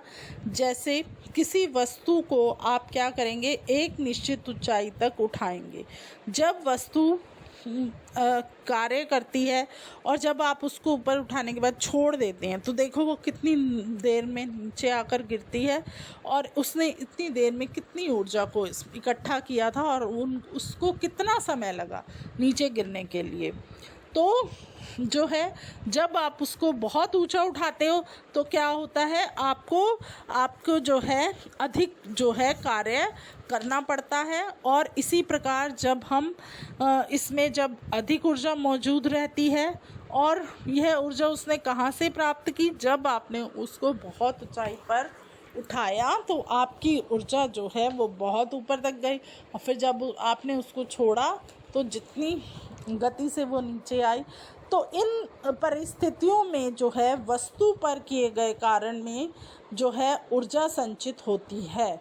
किसी वस्तु को स्थानांतरित की गई ऊर्जा इसमें स्थिज ऊर्जा के रूप में संचित रहती है। जैसे आपने एक स्थान से दूसरे स्थान पर किया वस्तु को, या वस्तु को ऊंचाई तक उठाया, या आपने जैसे रिंग को खींचा, एक ने दूसरी तरफ से खींचा, तो इस तरह से जो है कार्य हुआ और ऊर्जा संचय हुई। तो यह सब हमारी किस में आती है? स्थिज ऊर्जा में आती है। और यदि यह वस्तु की चाल या वेग में परिवर्तन करने के लिए उपयोग नहीं आती है तो यह वस्तु के कार्य करने की स्थिति को प्राप्त कर लेती है। अब ज़रूरी तो नहीं है कि हर वस्तु जो है उसकी चाल या उसके वेग में परिवर्तन हो, पर क्या है, वस्तु की स्थिति बदल जाती है। तो यह हमारी क्या है? स्थिज ऊर्जा। जैसे कि जब आपने रबड़ के छल्ले को खींचा तो वो कुछ ऊर्जा को क्या करता है? ग्रहण करता है, और छल्ले में स्थानांतरित की गई ऊर्जा स्थिज ऊर्जा के रूप में क्या होती है? संचित हो जाती है। किसी खिलौने कार से चाबी भरते समय क्या करते हैं? हम कार्य करते हैं क्योंकि हमने उसमें चाबी भरी। इसके अंदर कमानी में स्थानांतरित की गई ऊर्जा जो है वो स्थिज ऊर्जा के रूप में जो है वो संचित हो जाती है। किसी वस्तु द्वारा इसकी स्थिति अथवा विन्यास में परिवर्तन के कारण प्राप्त ऊर्जा को हम क्या कहते हैं? स्थिज ऊर्जा का नाम दिया जाता है।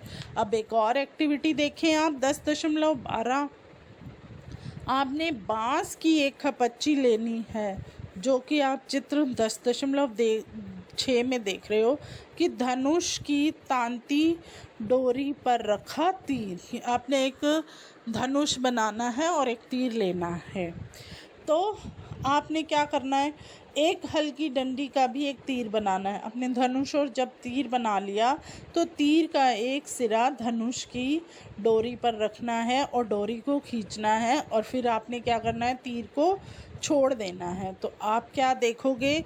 तीर को धनुष से आप दूर जाते हुए देखोगे, और धनुष की आकृति में आपने जो परिवर्तन हुआ है उसको देखना है।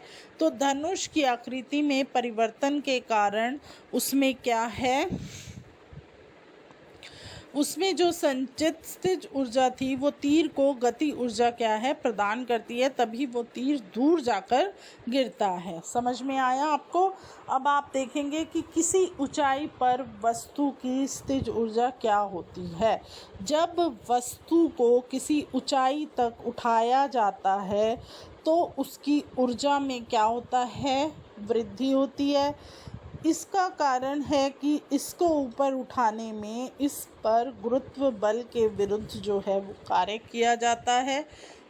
इस प्रकार की वस्तु में मौजूद ऊर्जा उसकी गुरुत्वीय स्थितिज ऊर्जा है। भूमि से ऊपर किसी बिंदु पर किसी वस्तु की गुरुत्वीय स्थितिज ऊर्जा का वस्तु की भूमि से उस बिंदु तक उठाने में गुरुत्वीय बल के विरुद्ध जो है वो किए गए कार्य द्वारा हम इसको परिभाषित करेंगे। और किसी ऊंचाई पर किसी वस्तु के गुरुत्वीय स्थितिज ऊर्जा के व्यंजक को ज्ञात करने के लिए आसान है।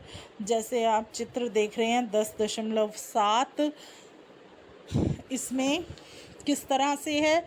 एक m द्रव्यमान की वस्तु के बारे में आप विचार करते हैं। माना इसे धरती से h ऊंचाई तक ऊपर उठाया जाता है। ऐसा करने के लिए आपको एक बल की आवश्यकता होती है। वस्तु को उठाने के लिए आवश्यक न्यूनतम बल वस्तु के भार के बराबर अर्थात mg है। वस्तु में इस पर किए गए कार्य के बराबर ऊर्जा उपार्जित होगी। मान लीजिए कि वस्तु पर गुरुत्वीय बल के विरुद्ध किया गया कार्य W है, तब किया गया कार्य आपका क्या होगा? W बराबर में बल गुना विस्थापन। आप इसका फॉर्मूला याद करेंगे, क्या होगा ये? W बराबर में बल गुना विस्थापन, तो mg गुना h, तो ये क्या आ जाएगा mgh, क्योंकि वस्तु पर जो कार्य किया गया वो क्या है mgh के बराबर है, इसीलिए वस्तु को mgh इकाई के बराबर ऊर्जा उपार्जित होगी। यह वस्तु की स्थिर ऊर्जा EPK है। तो आप इसको कैसे लिखेंगे, EP इजिकल टू mgh। तो यह आपको समझ में आया इसका फॉर्मूला और इसको हमने कैसे हल किया।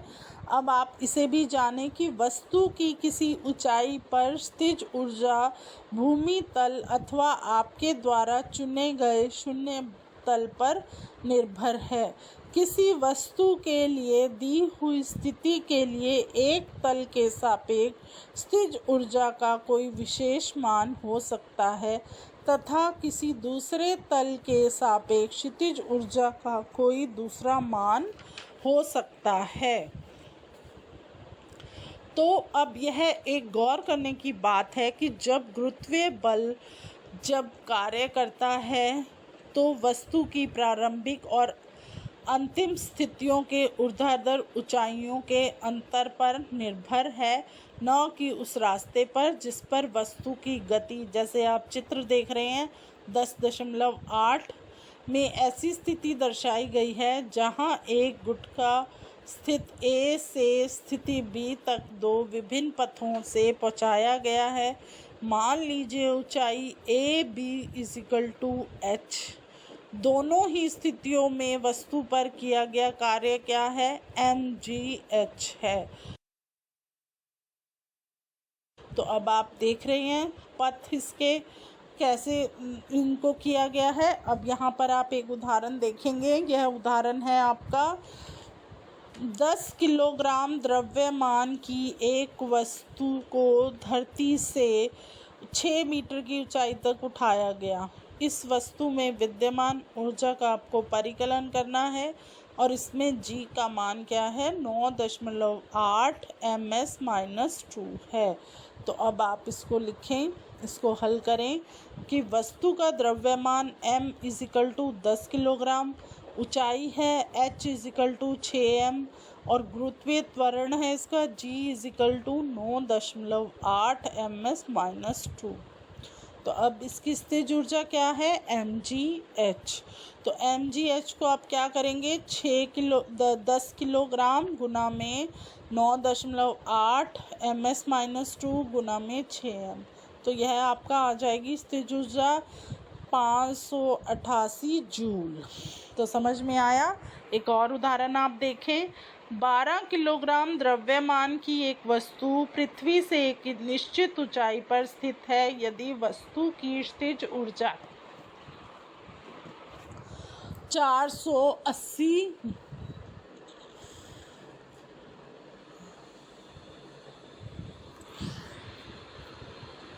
480 जूल है तो वस्तु की पृथ्वी के सापेक्ष ऊंचाई ज्ञात कीजिए।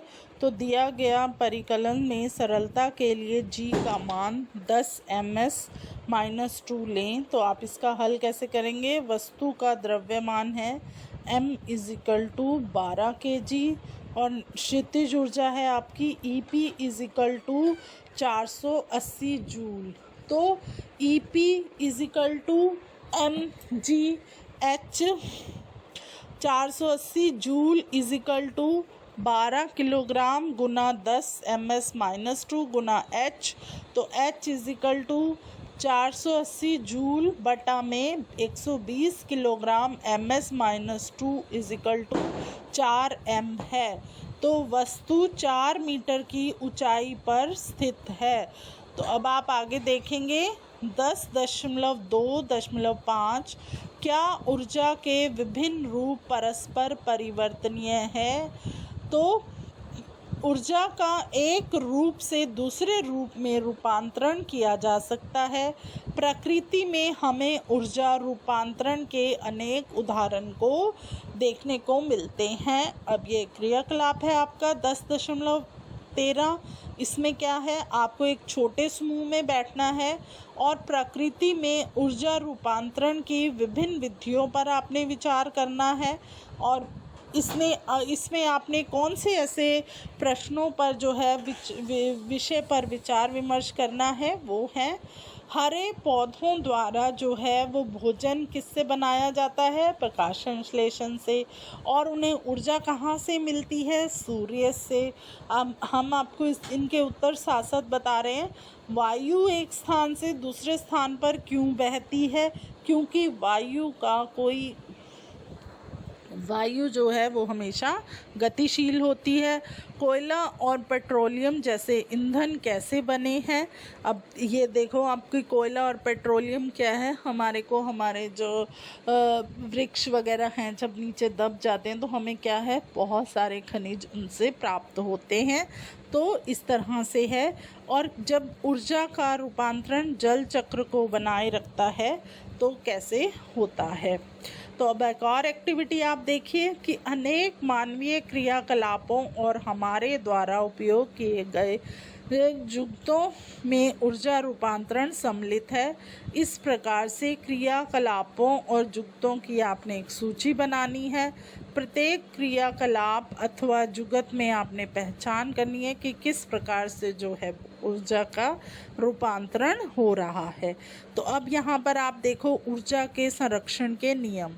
तो ऊर्जा को कैसे आपने संरक्षण करना है उसका आप नियम पढ़ेंगे।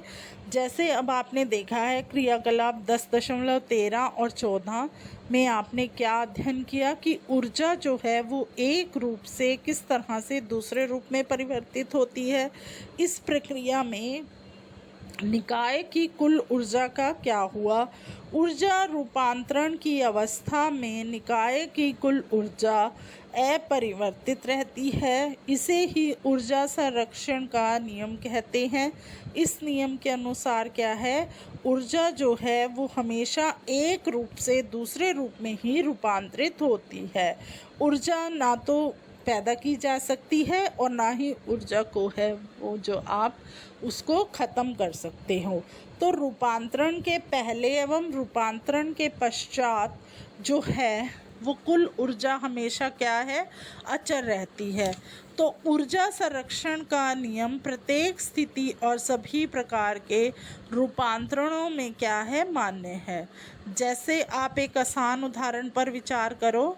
आप मान लो m द्रव्यमान की एक वस्तु h ऊंचाई से स्वतंत्रता पूर्वक गिराई जाती है तो प्रारंभ में जो क्षितिज ऊर्जा है वो mgh है और गतिज ऊर्जा आपकी क्या है, यहाँ पर शून्य है। तो गतिज ऊर्जा शून्य क्यों है, यह शून्य है क्योंकि इसका जो प्रारंभिक वेग है वो बच्चों क्या है, वो शून्य है, इसीलिए वो शून्य है। इस प्रकार जो है जब वस्तु की कुल ऊर्जा mgh है, जब यह वस्तु गिरती है तो इसकी क्षितिज ऊर्जा क्या है, हमेशा गतिज ऊर्जा में परिवर्तित हो जाती है। यदि किसी दिए हुए क्षण पर वस्तु का वेग क्या है, v है, तो गतिज ऊर्जा आपकी क्या होगी, 1/2 mv² होगी। वस्तु जैसे जैसे नीचे गिरती है उसकी क्षितिज ऊर्जा क्या होती जाती है, कम होती जाती है। इस बात को आप अच्छे से समझो कि जैसे जैसे वस्तु जब नीचे गिरती है तो उसकी क्षितिज ऊर्जा क्या है, कम हो जाती है, लेकिन गतिज ऊर्जा जो है वो बढ़ती जाती है। जब वस्तु धरती पर पहुंचने वाली होती है तो h = 0 होगा और इस अवस्था में वस्तु का अंतिम वेग v अधिकतम हो जाएगा। इसीलिए अब गतिज ऊर्जा अधिकतम लेकिन क्षितिज ऊर्जा न्यूनतम होगी। लेकिन सभी बिंदुओं पर वस्तु की क्षितिज ऊर्जा और गति ऊर्जा का योग हमेशा क्या रहता है, समान रहता है। अर्थात क्षितिज ऊर्जा जमा गतिज ऊर्जा क्या हो जाएगी आपकी, अचर, या mgh जमा 1/2 mv² = अचर। जब किसी वस्तु की गतिज ऊर्जा तथा क्षितिज ऊर्जा का योग उसकी कुल यांत्रिक ऊर्जा है अब यहाँ पर आप अच्छे से समझो, जब किसी वस्तु की गतिज ऊर्जा तथा क्षितिज ऊर्जा का योग उसकी कुल जो है वो क्या है, यांत्रिक ऊर्जा है। तो जब किसी पिंड के मुक्त रूप से गिरते समय इसके पथ में किसी बिंदु पर क्षितिज ऊर्जा में जितनी कमी होती है, गतिज ऊर्जा में उतनी ही क्या हो जाती है, वृद्धि हो जाती है। तो यहाँ पर क्या है, जो पिंड की गति पर वायु प्रतिरोध है के प्रभाव में जो है वो आदि की उपेक्षा की गई है। तो इस प्रकार जो है हमारी गुरुत्वीय क्षितिज ऊर्जा का गतिज ऊर्जा में लगातार रूपांतरण हो रहा है, मतलब वह उसमें बदल रही है। जो हमारी गुरुत्वीय क्षितिज ऊर्जा है वो किस में रूपांतरित हो जाती है, गतिज ऊर्जा में। अब यहाँ पर एक क्रियाकलाप आप देख सकते हैं, 20 किलोग्राम द्रव्यमान का कोई पिंड है, वो 4 मीटर की ऊंचाई से मुक्त रूप से गिराया जाता है। तो इस सारणी में आपने लिखना है कि किस तरह से, और आपकी सुविधा के लिए इसमें क्या गया है, जी का मान लिया गया है, वो क्या है आपका 10 ms-2 है। तो अब आप ये इसको हल करके आप करेंगे इसको पूरा। अब हम आगे देखेंगे, इसमें है कार्य करने की दर, रेट ऑफ डूइंग वर्क, कि आप किस तरह से जो है वो कार्य करते हैं। हर एक व्यक्ति के अंदर कार्य करने की जो दर होती है वो अलग अलग होती है, क्योंकि जैसे अब एक मशीनें जो हैं वो ऊर्जा का उपयोग और रूपांतरण जो है वो समान दर से करती हैं, ऐसे ही एजेंट जो ऊर्जा रूपांतरण करते हैं वो विभिन्न दरों से कार्य करते हैं। इनको हम आप एक्टिविटी से समझाएंगे कि किस तरह से जो है वो कार्य किए जाते हैं। अब जैसे आप मान लो ए और बी दो बच्चे हैं और दोनों का द्रव्यमान क्या है, समान है, और दोनों रस्से पर अलग अलग चढ़ना प्रारंभ करते हैं। दोनों 8 मीटर की ऊंचाई पर पहुंचते हैं। तो हमने मान लिया इस कार्य को करने में ए जो है 15s लेता है और बी कितना लेता है, 20s। तो प्रत्येक बच्चे द्वारा किया गया कार्य कितना है, प्रत्येक जो है किया गया कार्य समान है। देखो एक समान कार्य था ना, हमने 2 रस्से बांध दिए और 2 बच्चों को बोला कि इनके ऊपर चढ़ो, एक का नाम ए रखा एक का बी, तो दोनों को समान उसमें चढ़ने के लिए कितना समय लगा ये आपने देखा, एक ने 15 में पूरा किया, एक ने 20 में पूरा किया। तो क्या हुआ, ए ने जो है कार्य करने के लिए बी की अपेक्षा क्या करा, कम समय लिया।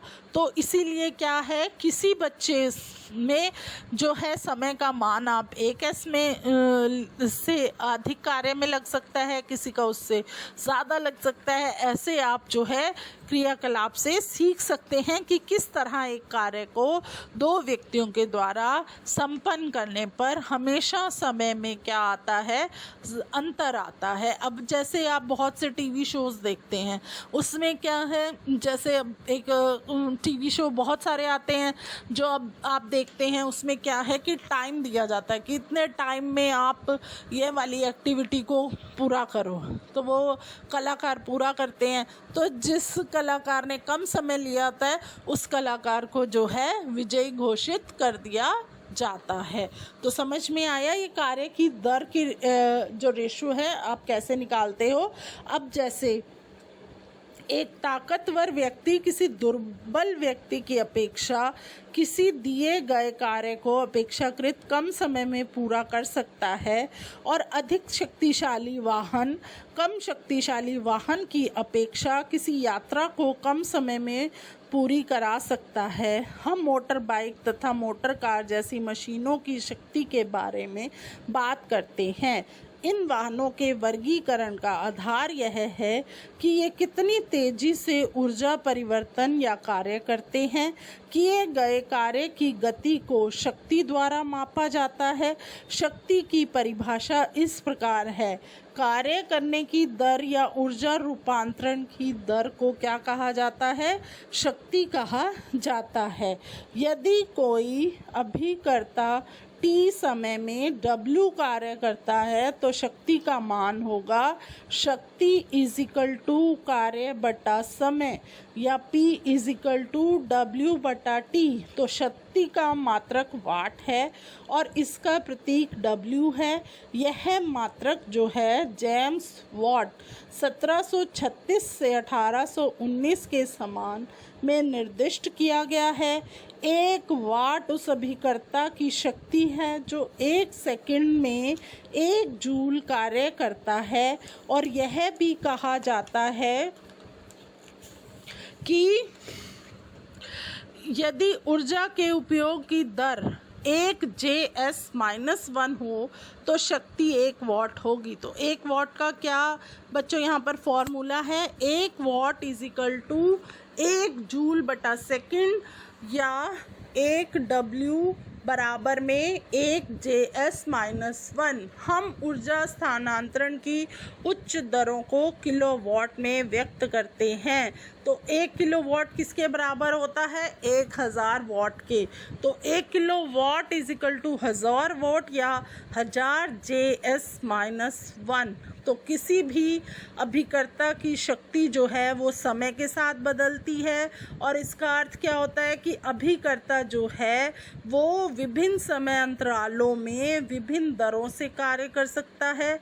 इसीलिए औसत शक्ति की अवधारणा लाभप्रद है। औसत शक्ति को हम कुल उपयोग की गई ऊर्जा को कुल लिए गए समय में विभाजित करते हैं। तो यह अगर आपको समझ आ गया तो अब हम इसके आगे उदाहरण हैं उनको हल करेंगे जिससे आपको और अधिक समझ में आ जाएगा।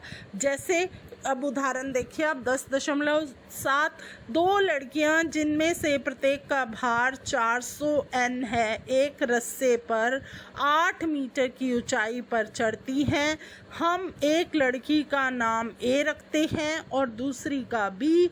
इस कार्य को पूरा करने में लड़की A BS का समय लेती है जब लड़की B 50S का समय लेती है। प्रत्येक लड़की द्वारा व्यय की गई शक्ति का परिकलन क्या होगा? इसको आप हल करेंगे। तो अब आप इसको कैसे लिखेंगे? पहले हम इसको लिख लेते हैं, फिर हम इसका फॉर्मूला लिखेंगे, फिर इसको हल करेंगे तो यह आपको अच्छे से समझ में आ जाएगा।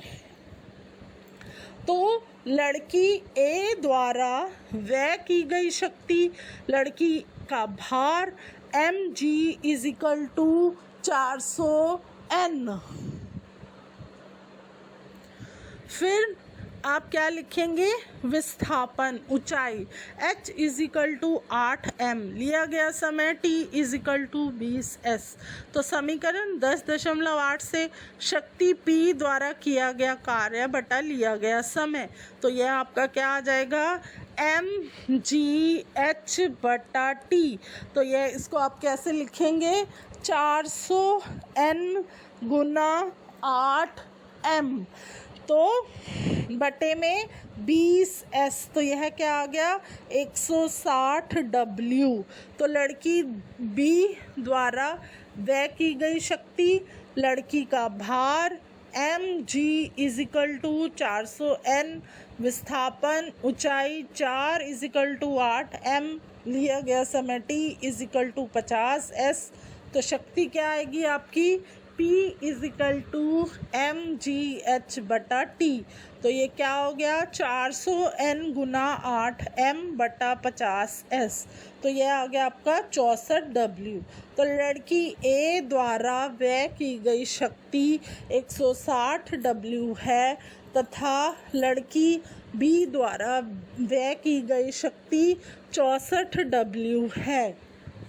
अब एक और उदाहरण देखें आप। 50 किलोग्राम द्रव्यमान का एक बच्चा एक जीने पर दौड़कर 45 सीढ़ियां 9 सेकंड में चढ़ता है। यदि प्रत्येक सीढ़ी की ऊंचाई 15 सेंटीमीटर हो तो उसकी शक्ति का परिकलन कीजिए। और यहाँ पर G का मान क्या लिया गया है? 10 ms - 2 लिया गया है। अब आप इसका हल करेंगे। बच्चे का भार mg is equal to 50 kilogram गुना 10 ms-2 is equal to 500 n। 45 सीढ़ियों की कुल ऊंचाई h इज इक्वल टू 45 गुना 15/100 m is equal to 6.75 m। चढ़ने में लगा कुल समय t is equal to 9s। तो समीकरण 10.8 से शक्ति P द्वारा किया गया कार्य बटा लिया गया समय, तो mg बटा t, तो 500 n गुना में 6.75 m बटा ns, तो यह आपका क्या आएगा 375 W। तो लड़के की शक्ति क्या है आपकी 375 W। अब आगे यहाँ प्रश्न है, आप इनके उत्तर लिखिए। शक्ति क्या है, तो इसका उत्तर है कार्य करने की दर को शक्ति कहते हैं। शक्ति बराबर में कार्य बटा समय या P is equal to W बटा T। अब दूसरा है 1 वाट शक्ति को परिभाषित कीजिए। 1 वाट उस अभिकर्ता की शक्ति है जो 1 सेकंड में 1 जूल कार्य करती है। और तीसरा है एक लैंप 1000 J विद्युत ऊर्जा 10 S में व्यय करता है, तो इसकी शक्ति कितनी है, तो इसका उत्तर है P is equal to W बटा T is equal to 1000 J बटा 10 S। तो ये क्या आ गया 100 JS-1 इज इक्वल टू 100 वाट। अब औसत शक्ति को परिभाषित कीजिए, तो कुल उपयोग की गई ऊर्जा को कुल समय में विभाजित करने पर प्राप्त की गई शक्ति को औसत शक्ति कहते हैं। तो बच्चों यह था आपका प्रश्न जो जिनके उत्तर हमने किए। अब आपकी एक और एक्टिविटी है, क्या आप अपने घर में विद्युत परिपथ में लगे विद्युत मीटर को देख सकते हैं, और अगर आप इसको देख सकते हैं तो आपने इसके लक्षणों पर जो है क्या करना है, ध्यानपूर्वक देखना है कि किस तरह से जो है प्रतिदिन प्रातः और शाम 6:30 बजे मीटर का आपने नोट करना है कि एक दिन में आपने कितनी जो है यूनिट व्यय की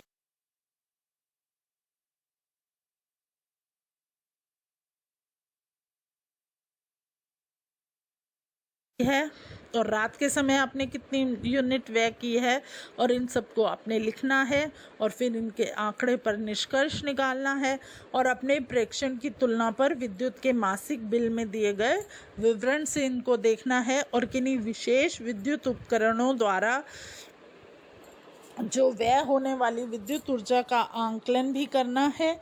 इसके लिए क्या है, विभिन्न उपकरणों के ज्ञात वोल्टेज और उनके उपयोग में समय को सारणीबद्ध जो है आप कर सकते हैं। जैसे बहुत से उपकरण ऐसे हैं जो अधिक बिजली को खर्च जिनसे होता है, जैसे एसी हैं, कूलर हैं, ये जो है अधिक बिजली की खपत करते हैं, और ऐसे बहुत से कम हैं, जैसे आप पंखा चला रहे हो या एक लाइट जला रहे हो, तो इन सब का आपने देखना है कि कितना जो है कौन सा उपकरण कितनी बिजली को व्यय कर रहा है, इसके बारे में आपने लिखना है। तो बच्चों अब इस पाठ में आपने क्या सीखा वो है, उसके कुछ पॉइंट्स हैं वो हम पढ़ेंगे। पहला है किसी पिंड पर किया गया कार्य उस पर लगाए गए बल के परिमाण और बल की दिशा में उसके द्वारा तय की गई दूरी के गुणनफल से परिभाषित होता है। कार्य का मात्रक जूल है, अर्थात 1 जूल बराबर में 1 न्यूटन गुना 1 मीटर। अब आगे किसी पिंड का विस्थापन 0 है तो बल द्वारा उस पिंड पर किया गया कार्य 0 होगा। यदि किसी वस्तु में कार्य करने की क्षमता हो तो यह कहा जाता है कि उसमें ऊर्जा है। ऊर्जा का मात्रक वही है जो कार्य का है। और फिर किसी गतिमान पिंड में उसकी गति के कारण ऊर्जा को गतिज ऊर्जा कहते हैं। v वेग से गतिशील किसी m द्रव्यमान की वस्तु की गतिज ऊर्जा 1/2 mv² के बराबर होती है। वस्तु द्वारा उसकी स्थिति अथवा आकृति में परिवर्तन के कारण प्राप्त ऊर्जा को क्षितिज ऊर्जा कहते हैं। पृथ्वी के तल से h ऊंचाई तक उठाई गई किसी m द्रव्यमान की वस्तु की गुरुत्वीय स्थिति ऊर्जा mgh होगी। ऊर्जा संरक्षण नियम के अनुसार ऊर्जा का केवल एक रूप से दूसरे रूप में रूपांतरण हो सकता है। इसकी न तो उत्पत्ति की जा सकती है और न ही विनाश। रूपांतरण के पहले व रूपांतरण के पश्चात कुल ऊर्जा सदैव अचर रहती है। फिर आप देखेंगे प्रकृति में ऊर्जा विभिन्न रूपों में विद्यमान रहती है, जैसे गतिज ऊर्जा, क्षितिज ऊर्जा, ऊष्मीय ऊर्जा, रासायनिक ऊर्जा आदि। किसी वस्तु की गतिज तथा क्षितिज ऊर्जाओं के योग को उसकी कुल यांत्रिक ऊर्जा कहते हैं। फिर आगे है कार्य करने की दर को शक्ति कहते हैं। शक्ति का SI मात्रक वॉट है।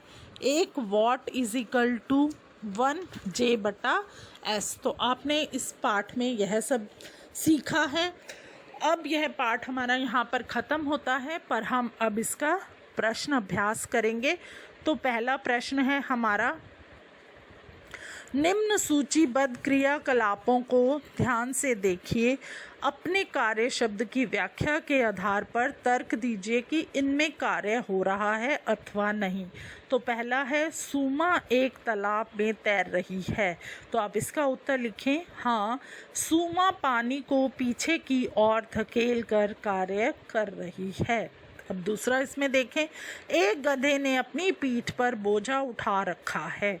तो आप इसका उत्तर लिखें, नहीं, क्योंकि गधे द्वारा लगाया गया बल भार के क्षितिज विस्थापन के लंबवत है। अब आप तीसरा इसी में देखेंगे, एक पवन चक्की कुएं से पानी उठा रही है। तो इसका उत्तर लिखेंगे, नहीं, गुरुत्व बल के विरुद्ध पानी को उठाने में कार्य किया गया। फिर आप देखें, एक हरे पौधे में प्रकाश संश्लेषण की प्रक्रिया हो रही है। नहीं, क्योंकि प्रकाश संश्लेषण के दौरान पौधे के पत्ते विराम अवस्था में रहते हैं।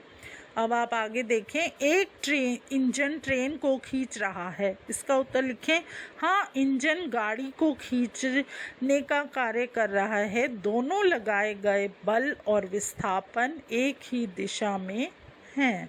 अब आप आगे देखें, एक इंजन ट्रेन को खींच रहा है। तो यह आपका हो गया। अब आप देखेंगे, अनाज के दाने सूर्य की धूप में सूख रहे हैं। तो हाँ, अनाज के दाने जो हैं वो सूर्य की धूप में सूखे जा रहे हैं। आगे देखेंगे, एक पाल नाव पवन ऊर्जा के कारण गतिशील है। तो आप इसका उत्तर लिखेंगे, हाँ, हवा द्वारा पाल नाव को चलाने के कार्य किया जा रहा है।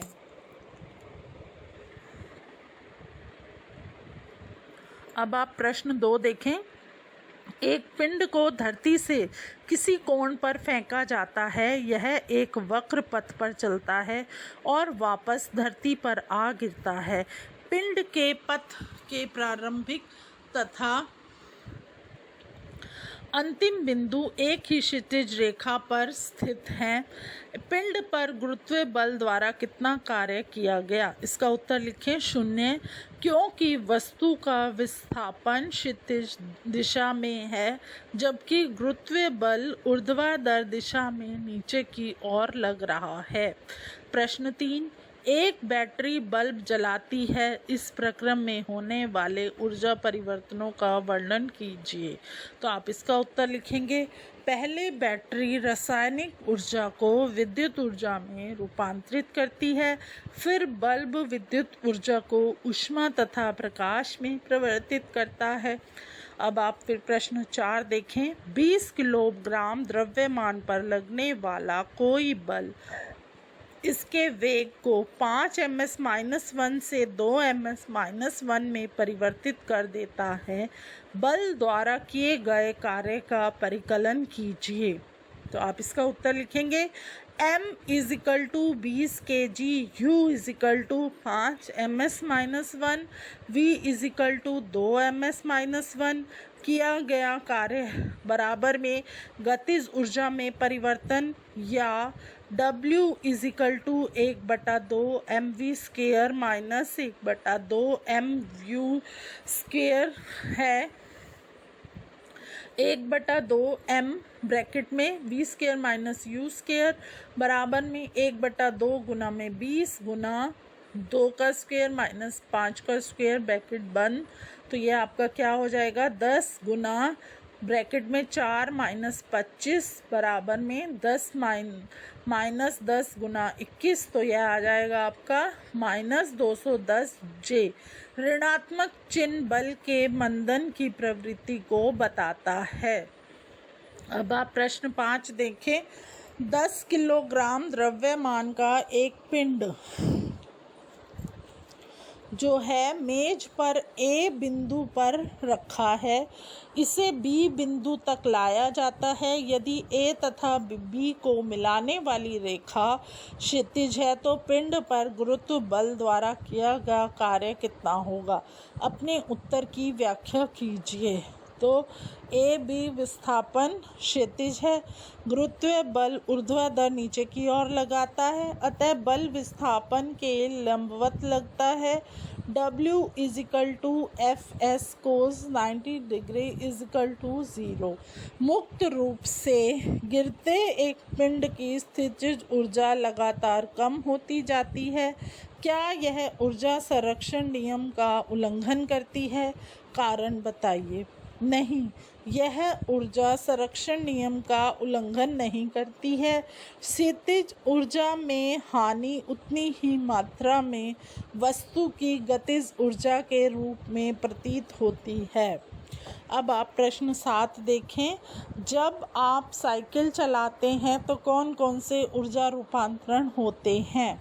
इसका उत्तर लिखें। हम साइकिल चलाने में अपनी पेशीय ऊर्जा का उपयोग करते हैं। इस प्रकार हमारी पेशीय ऊर्जा गतिज ऊर्जा में रूपांतरित हो जाती है। पेशीय ऊर्जा का एक भाग सड़क पर घर्षण के विरुद्ध कार्य करने में प्रयोग होता है। पेशीय ऊर्जा का यह भाग ऊष्मा ऊर्जा में परिवर्तित हो जाता है। अब आप प्रश्न 8 देखें। जब आप अपनी सारी शक्ति लगाकर एक बड़ी चट्टान को धकेलना चाहते हैं तो इसे हिलाने में असफल हो जाते हैं, तो क्या इस अवस्था में ऊर्जा का स्थानांतरण होता है? आपके द्वारा व्यय की गई ऊर्जा कहाँ चली जाती है? तो आप इसका उत्तर लिखेंगे। हाँ, चट्टान को धकेलने में हमारी पेशीय ऊर्जा का रूपांतरण होता है, परंतु यह ऊर्जा धरती और चट्टान के बीच घर्षण बल के विरुद्ध कार्य करने में लग जाती है। अब आप प्रश्न 9 देखें। किसी घर में एक महीने में ऊर्जा की 250 यूनिट व्यय हुई, यह ऊर्जा जूल में कितनी होगी? तो आप इसका उत्तर लिखें। 1 यूनिट ऊर्जा इज इक्वल टू 1 kWh बराबर में 3.6 गुना 10⁶ J। तो 250 यूनिट ऊर्जा 250 गुना 3.6 गुना 10/6 जूल, तो इज इक्वल टू 9 गुना 10⁸ जूल। तो अब प्रश्न 10 देखेंगे आप। 40 किलोग्राम द्रव्यमान का एक पिंड धरती से 50 m की ऊंचाई तक उठाया जाता है, इसकी क्षैतिज ऊर्जा कितनी है? यदि पिंड को मुक्त रूप से गिरने दिया जाए तो जब पिंड ठीक आधे रास्ते पर है उस समय इसकी गतिज ऊर्जा का परिकलन कीजिए। तो यह आएगा G is equal to 10 ms-2। तो इसका उत्तर है m is equal to 10 kg, g is equal to 10 ms-2, तो h is equal to 5m। 5m की ऊंचाई पर वस्तु की स्थितिज ऊर्जा EP is equal to mgh is equal to 10 गुना 40 गुना 5 बराबर में 2000 जूल। जब वस्तु नीचे की ओर आधे रास्ते पर होती है तो s is equal to 2.5m। माना इसका वेग v है तो v square minus u square is equal to 2gs। v square minus 0 square is equal to 2 गुना 10 गुना 2.5 या v square is equal to 50। तो आपकी वस्तु की गति ऊर्जा क्या होगी? E K is equal to 1/2 mv square 1/2 गुना 40 गुना 50 इज इक्वल टू 1000 जूल।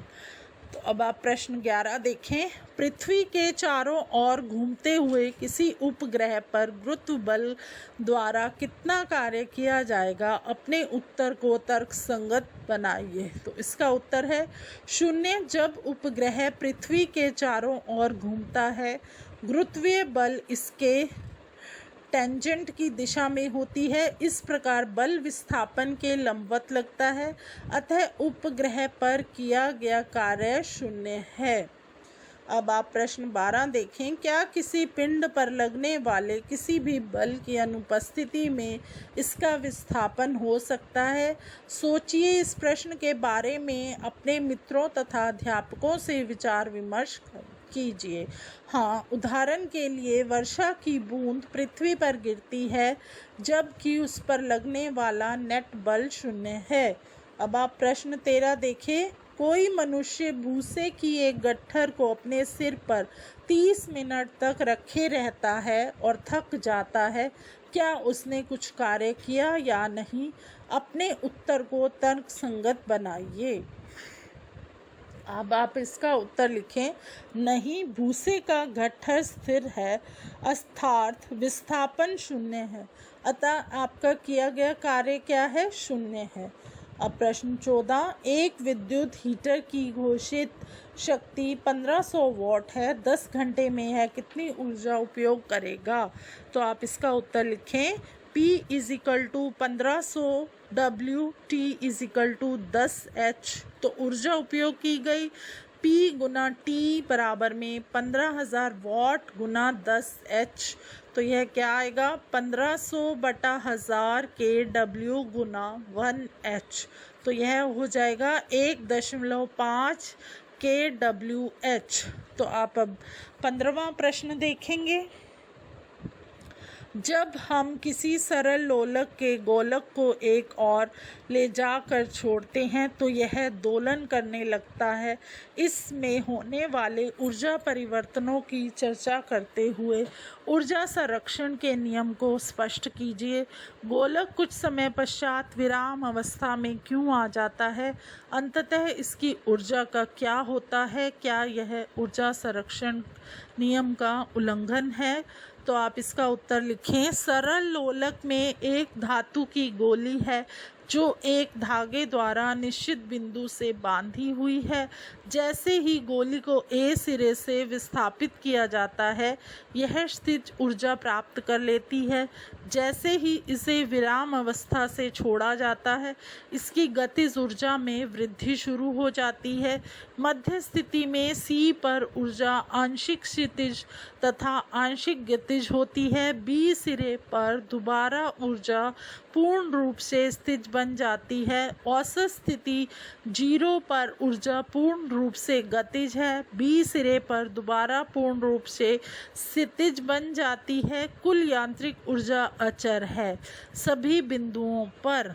तो अब यह इसका आप एक चित्र भी बना सकते हैं बच्चों, और फिर इसको आप हल भी कर सकते हैं। तो वस्तु की ऊर्जा लगातार घर्षण के विरुद्ध तथा वायु के कुल प्रतिरोध के विरुद्ध कार्य करने में उपयोग हो रही है।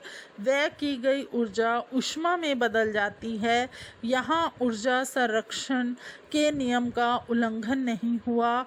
गोली की गई ऊर्जा में कमी के कारण दोलन गति समय के साथ धीमी हो जाती है और अंत में विराम अवस्था में आ जाती है। अब आप प्रश्न 16 देखें। m द्रव्यमान का एक पिंड एक नियत वेग v से गतिशील है। पिंड पर कितना कार्य करना चाहिए कि यह विराम अवस्था में आ जाए? तो आप इसका उत्तर लिखेंगे, वस्तु पर किया गया कार्य, वस्तु की गतिज ऊर्जा में परिवर्तन 1/2 mv² माइनस 1/2 m ब्रैकेट में 0²। तो इसका उत्तर आ गया 1/2 mv²। अब आप प्रश्न 17 देखें। 1500 किलोग्राम द्रव्यमान की कार को जो 60 किलोमीटर प्रति घंटा के वेग से चल रही है, रोकने के लिए किए गए कार्य का परिकलन कीजिए। तो m = 1500 kg, v = 60 km/h। तो यह आ जाएगा आपका 60,000 m/3600 s = 50/3 mm/s। कार को रोकने के लिए किया गया कार्य W बराबर में कार की गतिज ऊर्जा में परिवर्तन। तो 1/2 mv² माइनस 1/2 m0²। तो यह आपका क्या हो गया? यह आपका आ जाएगा 1/2 गुना में 1500 गुना में 50/3²। तो इसका उत्तर आ जाएगा 20,8,333.3 J। निम्न में से प्रत्येक स्थिति में m द्रव्यमान के एक पिंड पर एक बल F लग रहा है। विस्थापन की दिशा पश्चिम से पूर्व की ओर है, जो एक लंबे तीर से प्रदर्शित की गई। चित्रों को ध्यानपूर्वक देखिए और बताइए कि किया गया कार्य ऋणात्मक है या धनात्मक है या शून्य है। तो इसका उत्तर लिखेंगे आप। A F बल विस्थापन के लंबवत है। W = Fs cos 90 डिग्री बराबर में 0। B बल F और S एक ही दिशा में हैं। W = Fs cos 0 डिग्री बराबर में Fs बराबर में धनात्मक कार्य। C बल F और S विपरीत दिशा से है, तो W आएगा आपका बराबर में Fs cos 80 डिग्री बराबर में Fs - 1 = -Fs ऋणात्मक कार्य। अब प्रश्न 19 देखिए। सोनी कहती है कि किसी वस्तु पर त्वरण शून्य हो सकता है, चाहे उस पर कई बल कार्य कर रहे हों। क्या आप उससे सहमत हैं? तो बताइए क्यों। हाँ, वस्तु पर त्वरण शून्य हो सकता है, चाहे उस पर कई बल कार्य कर रहे हों। A = F/m = 0m = 0। प्रश्न 20 है। इसमें 4 युक्तियां जिनमें प्रत्येक की शक्ति 500 वाट है 10 घंटे तक उपयोग में लाई जाती है, इनके द्वारा व्यय की गई ऊर्जा kWh में परिकलित कीजिए। तो P = 500 वाट, तो 500/1000 kW = 0.5 kW। T = 10H। 4 युक्तियों द्वारा व्यय की गई ऊर्जा क्या होगी? 4P × T। तो 4 × 0.5 kW × 10H बराबर में 20 kWh। तो अब प्रश्न 21 देखिए। मुक्त रूप से गिरता एक पिंड अंततः धरती तक पहुंचने पर रुक जाता है, इसकी गतिज ऊर्जा का क्या होता है? तो इसका उत्तर लिखेंगे, वस्तु की गतिज ऊर्जा ऊष्मा व ध्वनि में परिवर्तित हो जाती है। तो बच्चों, यह थे आपके प्रश्न उत्तर पाठ 11 के। अब हम आपको अगले पाठ पर मिलते हैं।